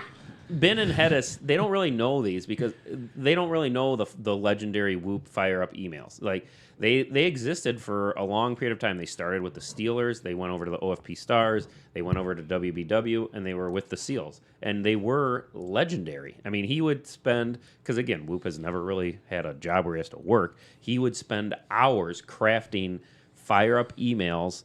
And it's almost like, how is he going to keep coming up with new material? Because these things were paragraphs long. So I can understand Piercy for the nostalgia. He wants that back. But the reality is the fire's gone, and it's not coming back. Wow. So we're over to Dickey for his leadership award. Who do we got? All right, so I dug deep. I'm sorry, Dickie dug deep into this one today. I thought about what it means to be a leader. I thought about the position you need to be on as a team leader, the position that you play on the ice, and the disposition that you have on and off the ice. This guy is a quieter guy that leads by example and is a natural-born winner. Jeremy Cohn. Ooh, I like Yeah. that. I was thinking maybe Flo is what we were going for. I mean that's a solid pick. Hedis, we're over to you. Oof. So I'm gonna shout out to my. Actually, it's kind of ironic that you brought up a goalie because my runner up for this award this year was actually going to be the newly found attender of the Seals for Dylan for leadership. I feel like he's going to be a contender, speaking loud back in the crease, leading by example in the crease. But my winner of the award is sitting right in front of me. I'm staring right at him, Mr. Binner. Going to lead the Ducks. Thank you, boys. When the times are hard, you can follow your leader. When the times are great, he's going to rile up. There's probably no one else in this league I'd rather play for. I mean, I haven't had the courtesy or luxury of playing behind you more than one or two sub games, but every time I'm in the locker room with you, like I remember when I was in the locker room with the Deeks one time, or the spring team, excuse me, and we were losing 4-0 or something to some team. We got back in the locker room. It's like, it's just one game, no big deal, 1 week, and you just cheer the team on. Everyone got immediately over it, and that's exactly what you want is when you have a really bad game. I just feel like you're gonna be a fantastic leader for the Ducks, and Turtle and Busta don't really want that role, and you have a great vision and a great leadership mentality. So you've been there before, done that. That's what they're gonna need. Thank you, sir. There's different types of leaders, and different strokes for different folks. You have to be comfortable in your own skin. The Cone one is interesting. I've never really, for as long as I've known Cone, I've never really been on a team with him because we were both kind of differing goalies for a while. Then he's been on the K-Falcons, so I've never really witnessed his leadership in the room. So that I'm not saying it's a bad pick. I just don't know. But I'm going to go with a guy that doesn't get a lot of talk as a leader. Only because of his production, but he's obviously won a bunch of kegs and. He did something. He got the Nordiques all fired up, with his whether it's motivational. But I'm going with Proctor. Again, not a guy that gets a lot of talk as being a great leader, but his teammates love him. He leads by example with his production. He underrated Proctor skill. The guy rarely misses. Shows up every week. Consistent force on Slack, motivation. So I'm going to go with Proctor. Next award was going to be the Bobby Orr Defensive Defenseman of the Year. We're going over to Dickey. New name in the running this year. Undervalued. Went as a 4th round pick this year. Mr. Rubel. That's a hot take. Yeah. I mean, is it my turn or is it Hedis? It's Hedis' Oh, it's my turn? Okay. So I was considering Rubel. He's in my top 3 or 4. But for me, I'm gonna go a little bit off the board. I'm choosing, but not too much. Again, another new guy, Mr. Brian Edge, smooth as butter out there. And Troy. Edge looked good. Rubel, I gave him a preseason MVP award. So, and you can't go wrong with Rubel. He'll probably wind up winning it. It's possible, but I'm gonna go with I'm going off the board. And because again, I'm relying on him being a big shutdown D-man. I'm going to throw a little love to my man Graham, dark horse candidate. You got him on big defense. Things. This was a discussion on the podcast. He's going back to his natural decision. I think he's going to be like a mountain out there, but better. And again, right now, he has no business winning this award, so I'm going out on a limb here and hoping for a big year from the man. Pierce, you got to throw Star out there, right? I'm also going Rubel. Oh, I feel like damn, Rubel's no a love pain- for Star. Rubel's a I thought it pain was in the too ass out obvious just there. to pick him. Like Carlson can't win the award every year, so they have to pass out the Dowdy sometimes. All right. Sometimes got to pass it out to Brent Burns, right? Star's great. Star's the best. I'm just going through this list. He is. He's the best. But Rubel is more in this league. Rubel is more productive than Star. Because he's a little bit more aggressive and jumping in the rush. But anyways, can't go wrong with either of those guys. Next award on the list is going to be the Ken Holland GM of the Year award. Hedis, you're up first. So you guys might kind of giggle at me a little bit, but I'm going off the board with this pick probably. Mr. Panty Dropper, keeping the Deeks above that last place squad, keeping them in contention in the top 3 or 4 of the league. So I like that pick. I'm choosing Pandy for the GM of the league. Troy, you are up. Yeah, this is kind of based on our predictions for the league, and just from their draft position and what they had to work with, and not because of any productivity during the season, but I think the Seals are going to be a great team, and I think Whoop did a fantastic job drafting this unique team. So over to me, I'm actually going to be going, say, Americans, Manny, however you want to put it. You could say, yeah, they had the first overall pick. You could say they have the first goalie pick. But I feel like they put the homework in. They struck out last year. They're putting the revenge on. They're one of my top 2 teams this year. So I feel like they deserve the praise after last year's, bomb. Mm-hmm. Dickie, where are we going here? We're going with the Whalers GM combo, Serta, Trent. Boys, is that like the first time we had like a very divisive, like different choosing? Yeah, All of us everybody were like, had somebody different. Yeah, all everyone had different, somebody all different on this one. That's parody. Monday Night Lights, baby. Monday Night Lights. Okay, sorry. Love that song. It's fabulous. So our next award is going to be the Clearasil Breakout Player of the Year, and we're going to be starting with Troy Otto. Oh man, this is a tough one because there's so many candidates here. With a lot of the new guys coming in, they could really be breakouts because we just the masses don't know them. Yeah, I mean Matt Taylor, I'm not going to pick him, but it's like Matt Taylor is going to come out of the woodwork and just shock everybody, but he's the first overall pick. But Second. he is new. Second. Yeah, second. But that is a breakout, but who's going to be a breakout? I should have done a little more show prep on this one. Do you want me go to ahead. mention my Clearasil breakout player? Go So ahead. both these guys are new guys. I can't. And this, I'm going to give a shout out to the second over person I was going to choose. I'm going to choose Mr. Sikorsky. He's on our team. I believe he's our 5th round pick. I like Sikorsky. Slides into the second line. He could kind of, get some points, get around like the 15-point mark this season. Just be overall good locker room presence. But my choice for the Clearasil breakout player of the year is Mr. Eat It. Or Eat It. Am I pronouncing it? Ite. I'm choosing Old man Ite as Ite. my old man Ite as my Clearasil breakout player of the year. He's going to be fantastic. A steal in the round he went in. And the team he's playing on is going to benefit huge from his play. So moving over to me, I'm going to go. I think he was a 2nd round pick. So how much of a breakout could he be? But I'm going to be going Mr. Pfister here. I feel like there's a lot of talk that he could have been a 1st round pick. I know talking to him, he said he never really turned it up in preseason. You get him moving, you get him going. He's going to look like a steal there, and he could break out to be a 1st round pick next year. I like that pick, Piercy. That's sensible. So Fair. Dickie's breakout player, 10th round pick. I had him in consideration for the Hal Doherty September Heisman just because of his productivity this spring. But I think it's not going to be as productive, but it will sustain itself through January, February. Venandy. Oh, great pick. He was another one of my guys. Listen, the fire marshal was pretty busy today where I did lots of research. God, I picked this guy.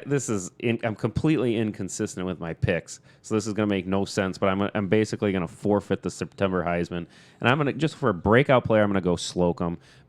For this reason, no one's seen him play, so the minute he does anything, people are going to take notice. And on top of that, he's playing with Matt Taylor. I think he's just going to be the beneficiary of a lot of stuff, and I think he's going to blow up the stat sheet. So we'll go with Slocum. You call him the new Busta. Yeah, a little, but with Busta with skill. So we'll see. Whoa. But none of Mama's cookies. We're talking about a 3rd round. Best cookies in the league. That was not a. That was Dickie's signing bonus. Ooh, is that actually a possible lady of bin? We're gonna have to have other cookies. That was Yes. an awkward wedding moment. My wife loves the women of MNL. She's like the mother hen because all these women are like younger than her. But I made she gets along with Mrs. Busta well, but I mentioned something about Mrs. Busta being famous for her cookies and like how my wife could be famous, and she was like, I don't give a shit. I'm not making any cookies. I don't want to be famous. So that backfired. So moving on, volunteer ref of the year. We're going over to me. I'm going to go. I think Rubel's the easy pick. I'm not going there. I'm Not so fast, my friend. I said he's the easy pick, but I'm not going there. I'm actually going to take the spring into account, and I'm going Ty Otto. Oh, power clap. Spicy Guess who take. just chose him too? Moving over to Mr. Dickie Dunn. Dickie Dunn's going Brawny. Yeah. Oh, I didn't even consider Brown. I thought that was an easy pick. too. Yeah, fair enough. And Mr. Hedis. Oh, I just power clapped you for choosing Ty because I also chose Ty. Troy, who do you got? I don't think this is a big. I was surprised with the reaction, but because I don't think this is much of a big shocker. But Rubel's not that likable to be. Not that many, but people don't really like Rubel as a ref.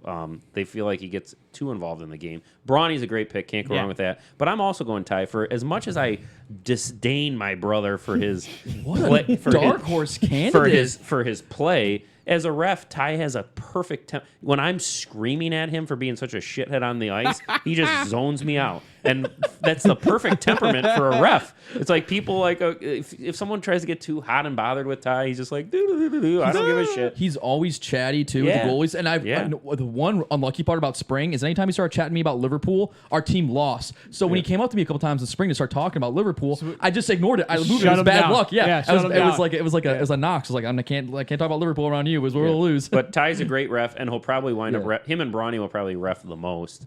So I think I'd like to give Ty one little bit of compliment. Wow, Mr. that's Piercy, a shock. That's we how might need to pick things up a little bit. We're like 15 in. We got another all 40 right. minutes. Oh, good. So next, I have all night. most improved player of the year. This one's going over to Dickie Dunn. Most improved player of the year. I've seen glimpses of. What would I say? I've seen flashes. You gotta pick it up. Flashes and then of pause, brilliance. pause. It's inside of him. It just needs to come out. Sukas. Ooh, I like that pick.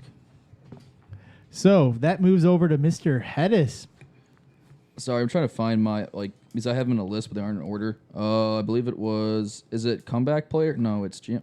Most improved. Most player. improved. Right above that. Yeah, but I have mine out of order. That's why. Come back to me. I'm sorry. I'm trying to find Troy. it. My most improved, like Sukas could have gotten that award like 2 years ago, but now Sukas is kind of like a known commodity. You know, he is what he is. So, and I don't mean that in a bad way, but I don't see him kind of like taking it to the next level. I'm going to steal a Dickey award, and I too am expecting this jump, and I'm going to go with Twinkle Toes Venandi. Expect a very productive year. Good choice. Over to me. I'm saving one player that I wanted to give this award, but I'm saving him for the next. Oh, I can't wait. Award. I don't think this is gonna.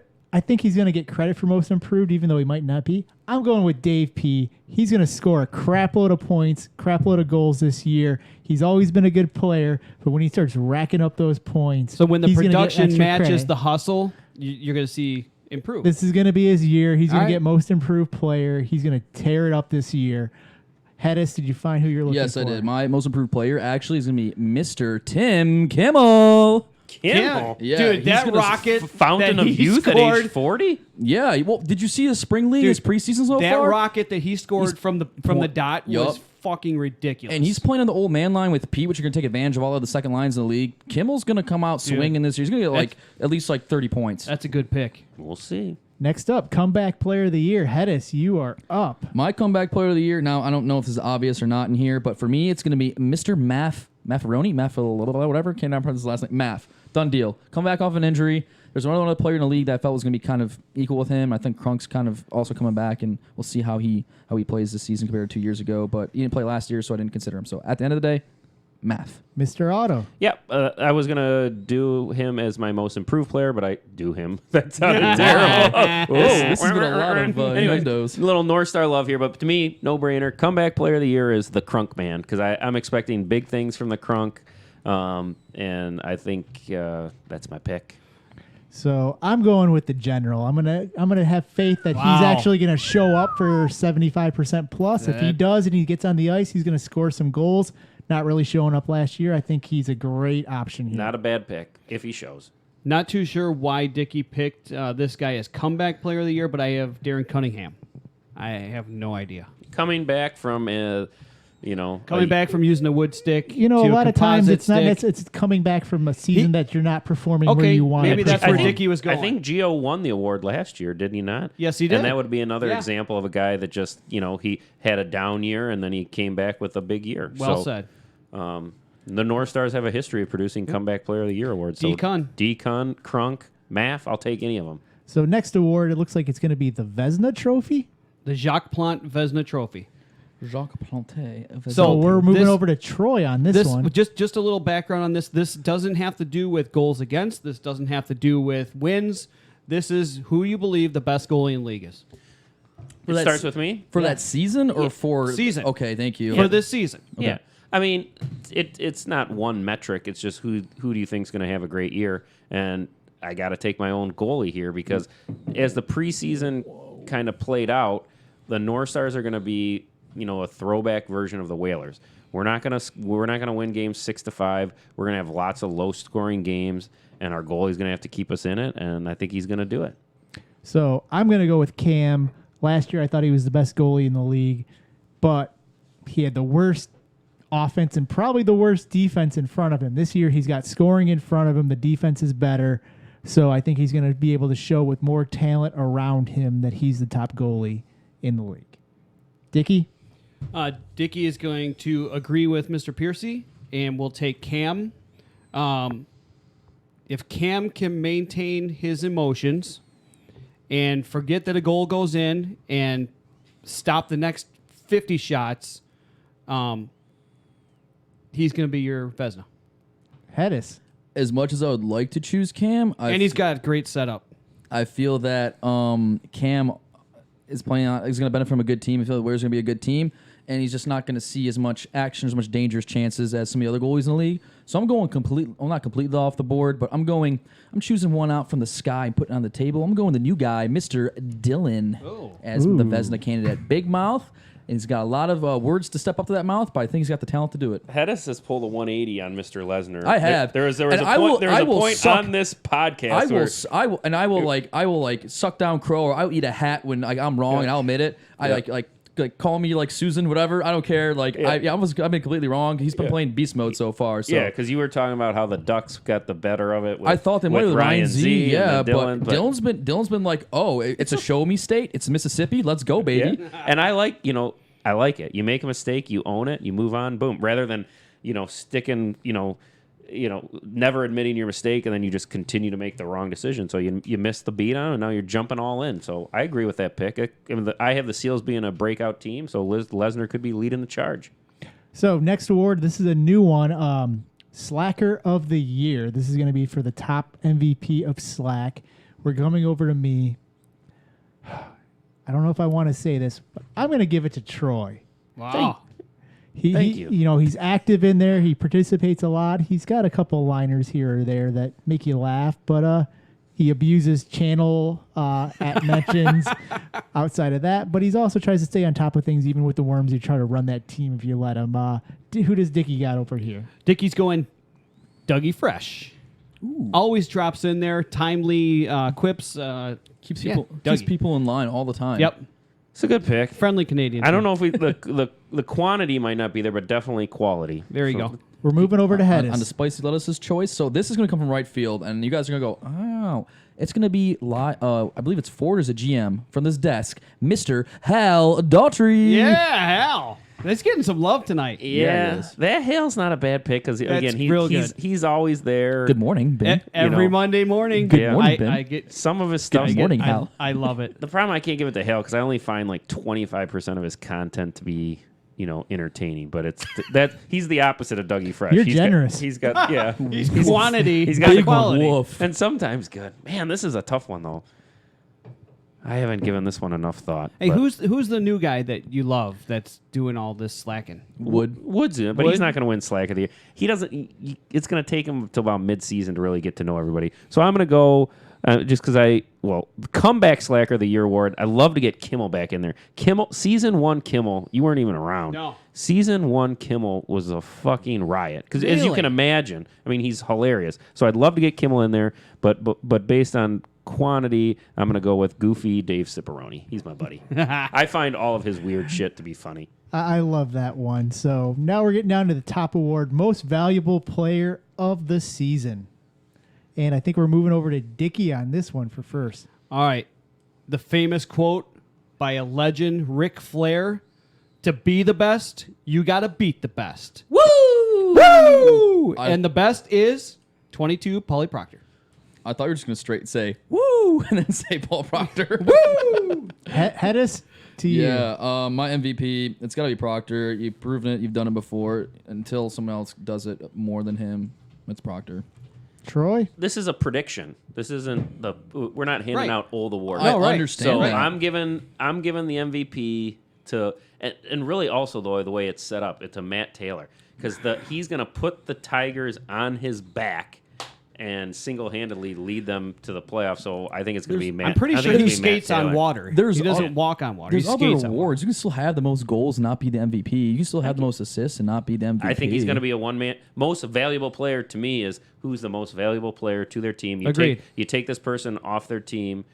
Your team falls apart. So I think he's going It'd to be like taking Troy off the I North think he's Star. going to be a one-man. Exactly. I think he's going to be a one-man show. Matt Taylor. I agree. I'm going with Taylor as well. I feel you said to be the man, you have to beat the man, and I think Taylor is going to take down Proctor this year. Bold statement, Cotton. Let's see if it pays off. So, couple quick one. Let's fly through. We're going to Hedis first. Who's our goal leader this year? Our goal leader this year for me Most goals is going in to a be year. Matt Taylor. Troy. Matt Taylor. I'm going Taylor as well. And Dicky. Little research. The last 2 seasons, Proctor had 40 in 2 seasons. Sugar had 39 in 2 seasons. Mm-hmm. I'm going Matt Taylor.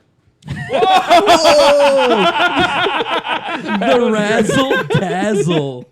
I will say because of this guy to our right, Sugar is always up there, and he's got Ben past first guy. I mean, Sugar could have a huge year.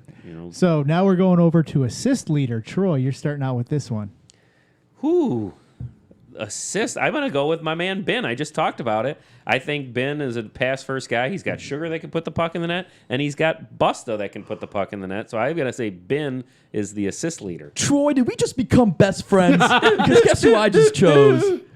Ben. I chose you as my assist leader in Monday Night Lights as well. you. So We know he's not going to score, so he's got to get the assist. I was up next. I'm actually going to go Sugar on this one. I feel like he's gonna do a lot of those goals. I feel like he's top in the leagues usually in points. I don't think he's gonna get in goals, so I'm gonna go with assist over there. And Ben, who do you have? I'm sorry, you went Sugar? I went Sugar. I'm going to stay on that same line and go Ben. I love it. So points leader is our next one. We're going over to me. I'm gonna go Matt Taylor on this one. Ben, who do you have? Matt Taylor. Yeah. And Hedis. Points leader. Is it best offensive player or best points leader? You This go. is Points most leader. points. Total points leader. points. For total points, I actually have Sugar. And Troy. That's a good pick. Yeah, because this is Ben's scoring 20 this year. Yeah, this is tricky. I mean, because Matt Taylor is like Ovechkin, and he's definitely going to have scores, but is he going to have any assists? Is there anyone else on that team that can score? Slocum. Slocum's I'm trying to be consistent with my picks because Slocum's my breakout player, so I'll stick with Matt Taylor. That's boring, but I'm going to do it. So that moves us over to our goals against leader on the goalie side. I think we're moving over to Dickie Dunn here. All right, so goals against average. So you really you don't just look at the goalie here. You got to look at the whole lineup. And judging by the lineup, I'm looking at the Ducks, and I see a complete team offensively and defensively with a solid tendy going Ryan Z for goals against average. Hedis, who do you have? I'm going to be 100% honest with you, Ben. I thought you were building this up to be like, and Dylan. I'd like to change it up again. So sorry. My goals against average leader, I'm going to go with the easy pick, the straightforward pick, Mr. J Flow. Arguably the best defense in the league, arguably the best goalie in the league. Boom, done. Yeah. That's a good pick. Troy? It's tough to go against J-Flow just because, again, but their second line is vulnerable. Dickie's onto this. It's like you got to look at the team in front of them. And I think J-Flow is going to have some challenges with that second line. So I'm actually going to go, even though I have Hedis winning the Vezina because I think he's going to have to do more than this guy, I'm going to give it to Cam because I think he's got the easiest job, most consistent team in front of him. I'm also going Cam there. Next, we're going most penalty minutes in a season. So I think we move over to Hedis on this one. Easy peasy lemon squeezy. It's going to be a little sugar in that lemonade, please. Ooh. Wow, no way. How's he going to score a bunch of goals if he's in the penalty box? Just because you're in the penalty box for 4 minutes a game doesn't mean you can't score the other 20. Didn't I already have Sugar as the biggest hack of the year award? I think you did. Troy, who you going here? I think I'm going to go Sugar because it's like he can take the 2-minute penalty. He's also, this kind of goes with whether General's in the league or not, but if General's in the league, then they'll get matching 5-minute majors. So I'm going to go with Sugar. I'm going to go with, I think he's going to get some 2s. I think he's going to get a couple 5s as well. I'm going to go with Joey Brennan. Ooh, a couple fives that's a good- for what?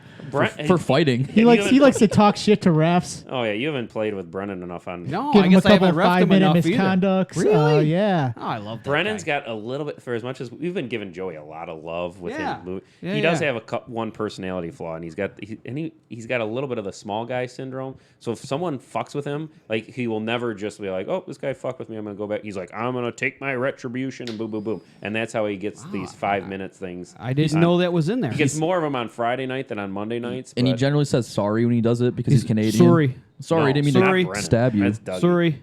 Dickie Dunn. Who did Dickie Dunn have in this All category? right, so I have much respect for this player. And it was second season MNL, my first season in the league. I thought this guy was the biggest fucking hack. But I have super respect for the guy. I'm going Skillman. Oh, I that's like fair. it. That's I fair. like it.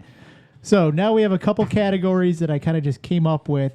First one is first player out of these 3 guys or 4 guys to score a goal this year. These were all people as of last year who did not score a goal.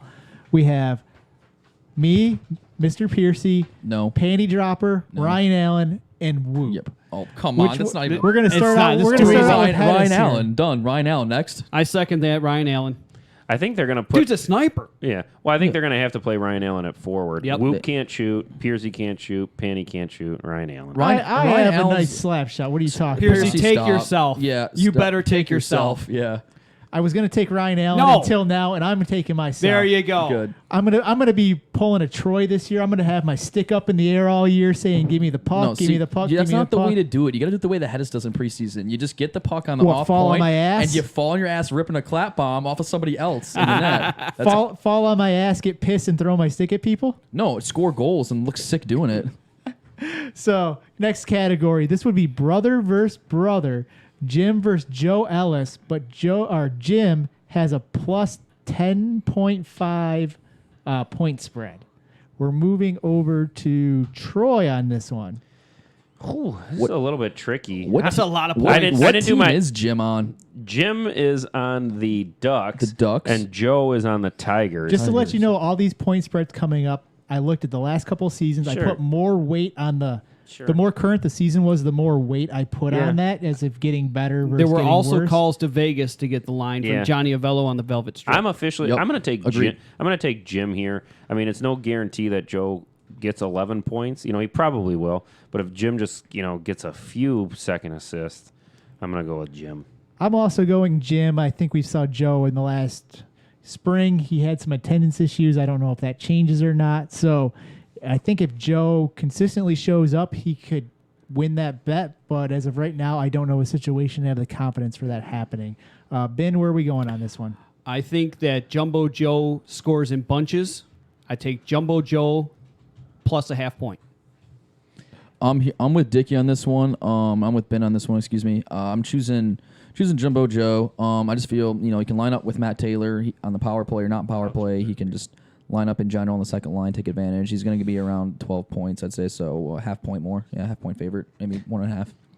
Next on our list would have been Charles versus Sam's, with Sam's 6.5 point spread. But because of Sam being out, we can't guarantee his availability. So we're going to skip over that one and go over to I was going to take Well, here's Sam, my- assuming he plays 0 games. I mean, 6.5. Plus anything. you'd be surprised.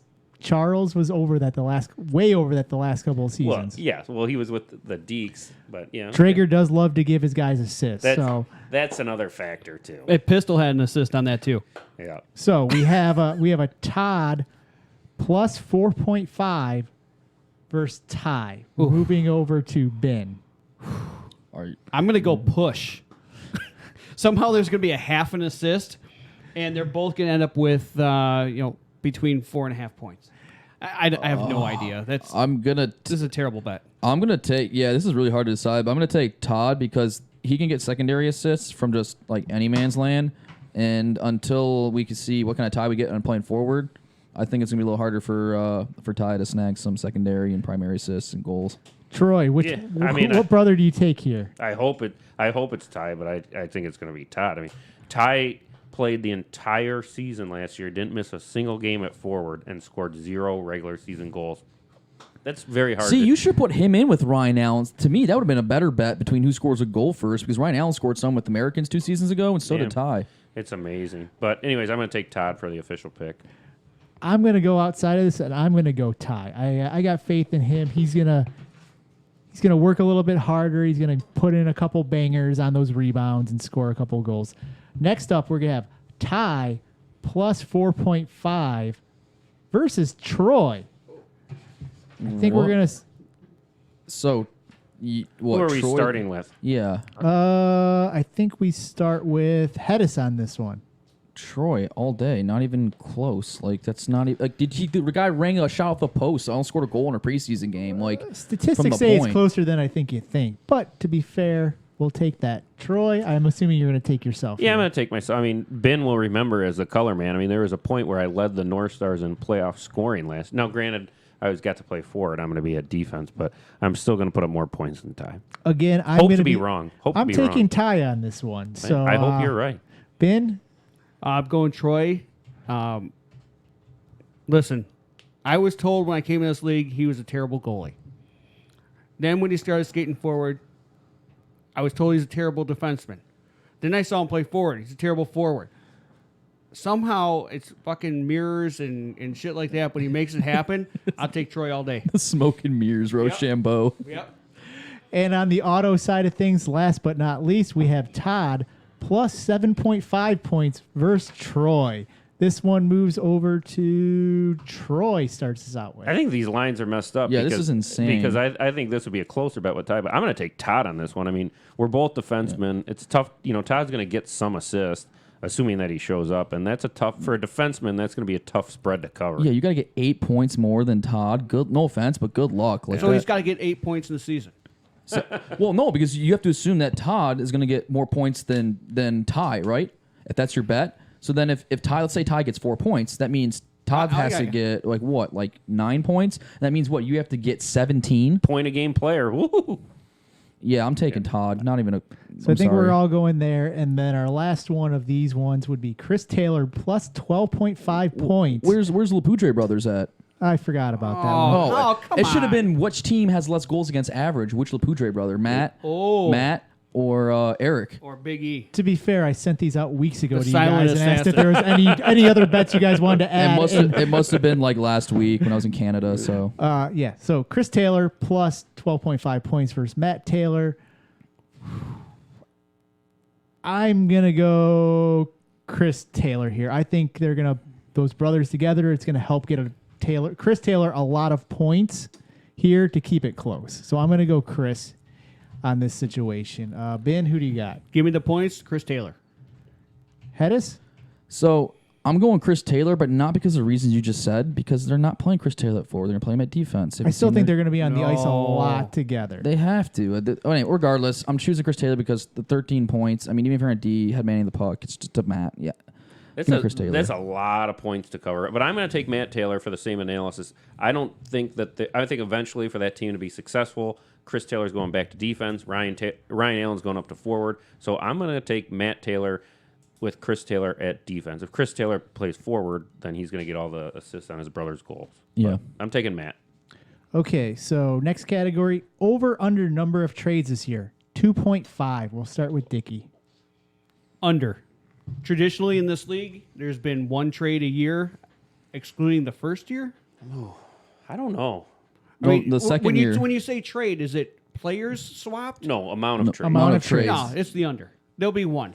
Hedis. This league, there's so much parity in this league that swapping one guy for the other, it might just be a personality conflict, a locker room thing, but trading one guy for the other, the margins in between players right now, just it's so tight. I only see one. So for me, I'm kind of in Ben's kind of yard here. I got to go with under 2.5, but not because I think it's going to be 1. I think it's going to be 2. Season 2, there was 2. Last year, there was 1, almost 2. So I think on the average per year is about 2. If you would have gave me the over-under on 2, I may have taken the over, like 2 or over. So if you would have given me 1.5, I probably would have taken 2. But I'm gonna take the over, and here's why. A lot of new players, so there's a lot of unknowns at the draft. So I think that's gonna add to it, and the fact that we don't have it. We have a team missing the playoffs this year. So come that trade deadline, if you're in that last spot, I think there's going to be more urgency this year to make something happen. Kind of like the Americans last year. They didn't really have a good trade to make, but just out of desperation, they made a trade. And I think that this year, with that desperation trying to make the playoffs, I think it's going to be over. I'm going over as well. I agree for the same reasons that I think people are going to be desperate. Someone's not making the playoffs. Next category. We have a lot of, in the last couple of years, some people being married. Who is the first player that will announce that a baby is on the way? Hedis, we're starting with you. So this is a little right field action, and if a lot of people know this one particular Canadian man, they'd say no, but Joey Brennan is my pick. Oh. Brennan makes sense because I think he has one, so number 2 would be could be on the way. But I'm going a little inside knowledge from the wedding. I'm going to go with Busta because Mrs. Whoa. Busta is chomping at the bit to have a baby. So I think we're gonna have a little Busta on the way. Hey, that's some inside knowledge you need to spread around here. That's interesting. That kind of sways me, but I'm going to stay in my lane. I'm actually going to go outside the box here, and I'm going to go peso. Can you imagine a little peso? Holy shit. I was actually, as he was thinking that, I know he wasn't going to say it, but in my mind, I was going to go off the board and go with Piercy. Piercy's going to come out of nowhere, plant his seed, bang. Dave P, number 3, come on down. We'll name him Little Vape. Little bit. And to finish out this category, Dickie. All right, so I'm going to disagree with Dickie on this. Dickie was going with, I don't even know where Dickie put that general on there. I did, or Dickie put the general on there. But rethinking this, I think there's going to be an oops. His name rhymes with Whoop. Cam. Same, Cam's out whoring himself around. same type of reasoning that I had with peso. Cam, wrap that shit up. You said rhymes with oops. I thought you were going to go whoop, which would have been really Rhymes off the with board. Cam. Oh, Should it okay. So Be is careful, it, wait, Cam. Is it Sam? Sam Mackey? No. Cam. Be careful, buddy. So let's see. Player that will leave the league midseason, not injury related. Let's see. That moves over to me. I think you got to go the obvious one here, the general. I don't know who else it could be. Ben, moving over to you. General. Hedis? What, the general, people from jobs like Brennan? Like a 1% chance me. Like, I can't think of any other people, so I guess I'll go into the general. Back to Djibouti. And Mr. Troy. Yeah. I want to be creative, but general. Hope I'm wrong. That was before Dickie made that pick before I knew all this other stuff with the general. But man, I hope he comes back. So, will there be a fight this year? A punch has to be thrown on the ice. Ben. Hold on. Does this mean do we have to drop the gloves like house style, or is it just like with your glove on, paw to the face? Is this Busta Troy season 2, or is this a lot of ambiguity on this one? I would say, there was the house Ben moment. That's clearly a fight. I know I saw Ben or That was a Sugar punch misunderstanding. someone like year 2. I would say that would count. Yeah, I would say a legitimate there's punch a little thrown. scrap in front of the net. Obviously, the Busta thing doesn't count. A legit fight where a punch is thrown to the face, I would say. There's going to be multiple times in the season where someone chops at the goalie. There's a little skirmish and someone gives a little pop to the jaw. So if that counts, I'll say definitely. If it's something serious, no matter what, yes. The answer is yes. Someone will. Dickie? Just to clarify, that was a misunderstanding between two guys last year. Listen, everybody knows each other. We all love each other. At least for me personally, hanging out with you guys afterwards is just as much fun as playing these games. We're all brothers, but brothers fight. So you're going yes. Yeah, and Hedis. Dickie stole my reasoning, man. I was going to agree with Benner here. I agree it's going to be a fight, but it's probably, but your brothers afterwards, it's like you get your ass kicked and then you just go out and you drink a beer or hug it out, whatever you're going to do. And if the things are, if we get to the last game of the season and there hasn't been a fight and I'm close to winning the prop bets, I might have to throw a punch just to I win. hope we play to you. win this I hope we play prestigious you the award. last week. I'm going outside the box. I'm going to say no. I'm going to say we're going to have a clean season as far as punches thrown. Last thing we're going to cover tonight would be our predictions for our standings and keg winners. So I guess we'll start from the top. first place team. This is regular season only. I feel too bad calling my own team first place, so I'm gonna go out. I'm gonna go with the Americans with the first place team.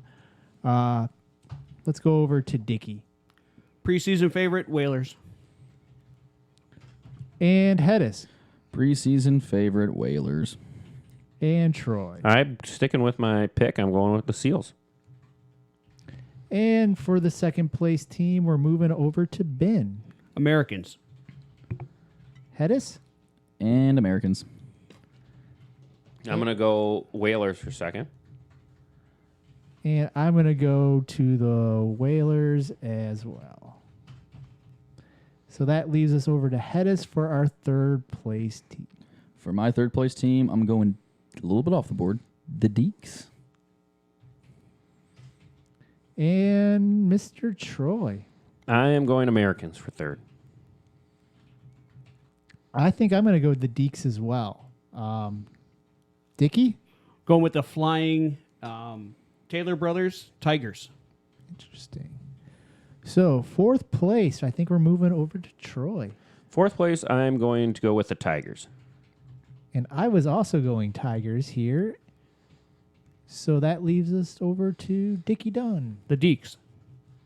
and Mr. Hedis. I'm going Shields. So, fifth place, I'm actually going to go with the Seals and Mr. Dickey. Fifth place, Seals. Hedis?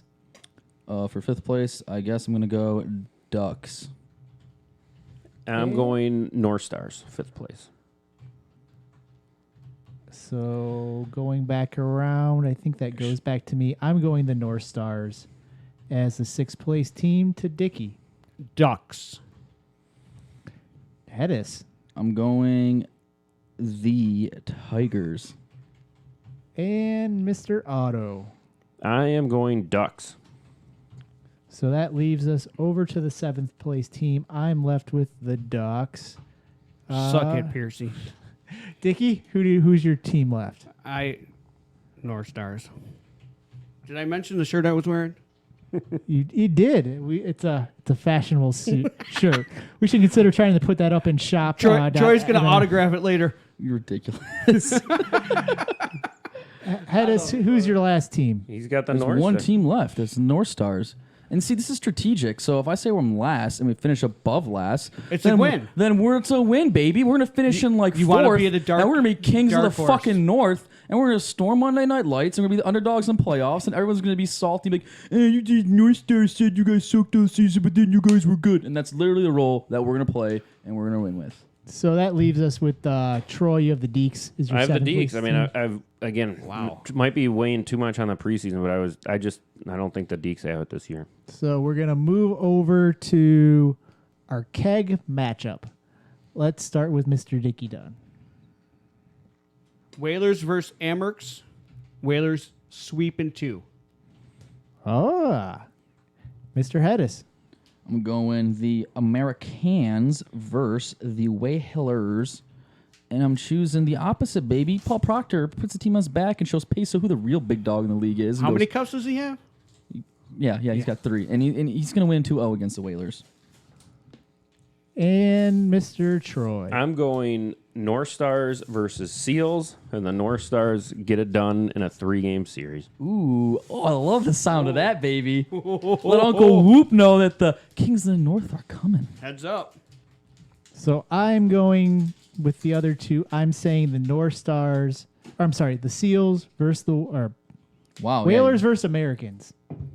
I'm going to agree there. And then just for the record, we said, Dickie, who is your winner? Whalers in 2. Whalers in 2. Hedis. I said Americans in 2.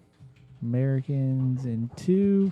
And then Troy, you had the North Stars, I'm assuming? In 3, In 3. And I'm going to be a homer, and I'm going to say the Whalers, but I'm going to say in 3.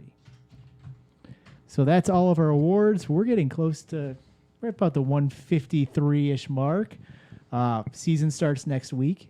I think we're all fired up. I think everybody's playing, but the Tigers are on the bye. I believe so. So, Mr. Ben, I appreciate the time. I hope you had a good time. It's been fantastic. Welcoming me into your home, being with the boys. I love it. I've told you guys this a lot of times. I haven't been excited to play hockey in the last 5 years up until I met you guys. Kudos to Scott Wilkie. Shout out to Wilkie. He got me in this league, and it's been fucking awesome. Yeah, remember, I believe opening night we're going to be having the Scott Wilkie retirement ceremony where his number will go up to the rafters and will never be worn again. Mm-hmm. So I think that'll be an exciting time. If you're a Tiger, get out opening night, be a fun time. I think for anybody who's on a bye, things come up, but if you have the ability to try to get up to the ice, it's always fun to scout teams, see what's going on, help run the clock, help DJ. We're going to need those situations. Who's doing the spotlight? I mean, we need the spotlight on Wilkie and on the banner as it goes up into the stands. So I believe there will be smoke in the building. Yeah, according to the fire marshal in Hazel Park. I've heard that as well. But yeah, so games are next Monday, starting at 9:00, and we'll move on. I think is it the traditional North Stars, Nordiques at 9:00. Yep. Oh, yeah. Stanley Keg Finals. So yeah. that'll be a good time, followed by, I know, the Whalers and the Ducks play. And on the Olympic ice in game 2, and that would leave, who's in that last game? Tigers Tigers are on the bye. It'd be the Americans versus the Whalers? Seals. Americans versus Seals on the Seals. NHL ice. So be a good time. I think we'll be back to cover those games. We'll kind of work on our format. Remember to get in your picks once we make that announcement. But we're glad you could make it, Ben. But Thank you. Thanks. Yeah, as always. That was great. As always, the well is fun. But I mean, Binner, you bring a new element to it, and we love having you here, man. I loved it. Thanks. I hope to be back. yeah, you're invited anytime. But we are over. Monday Night Lights. Monday Night Lights.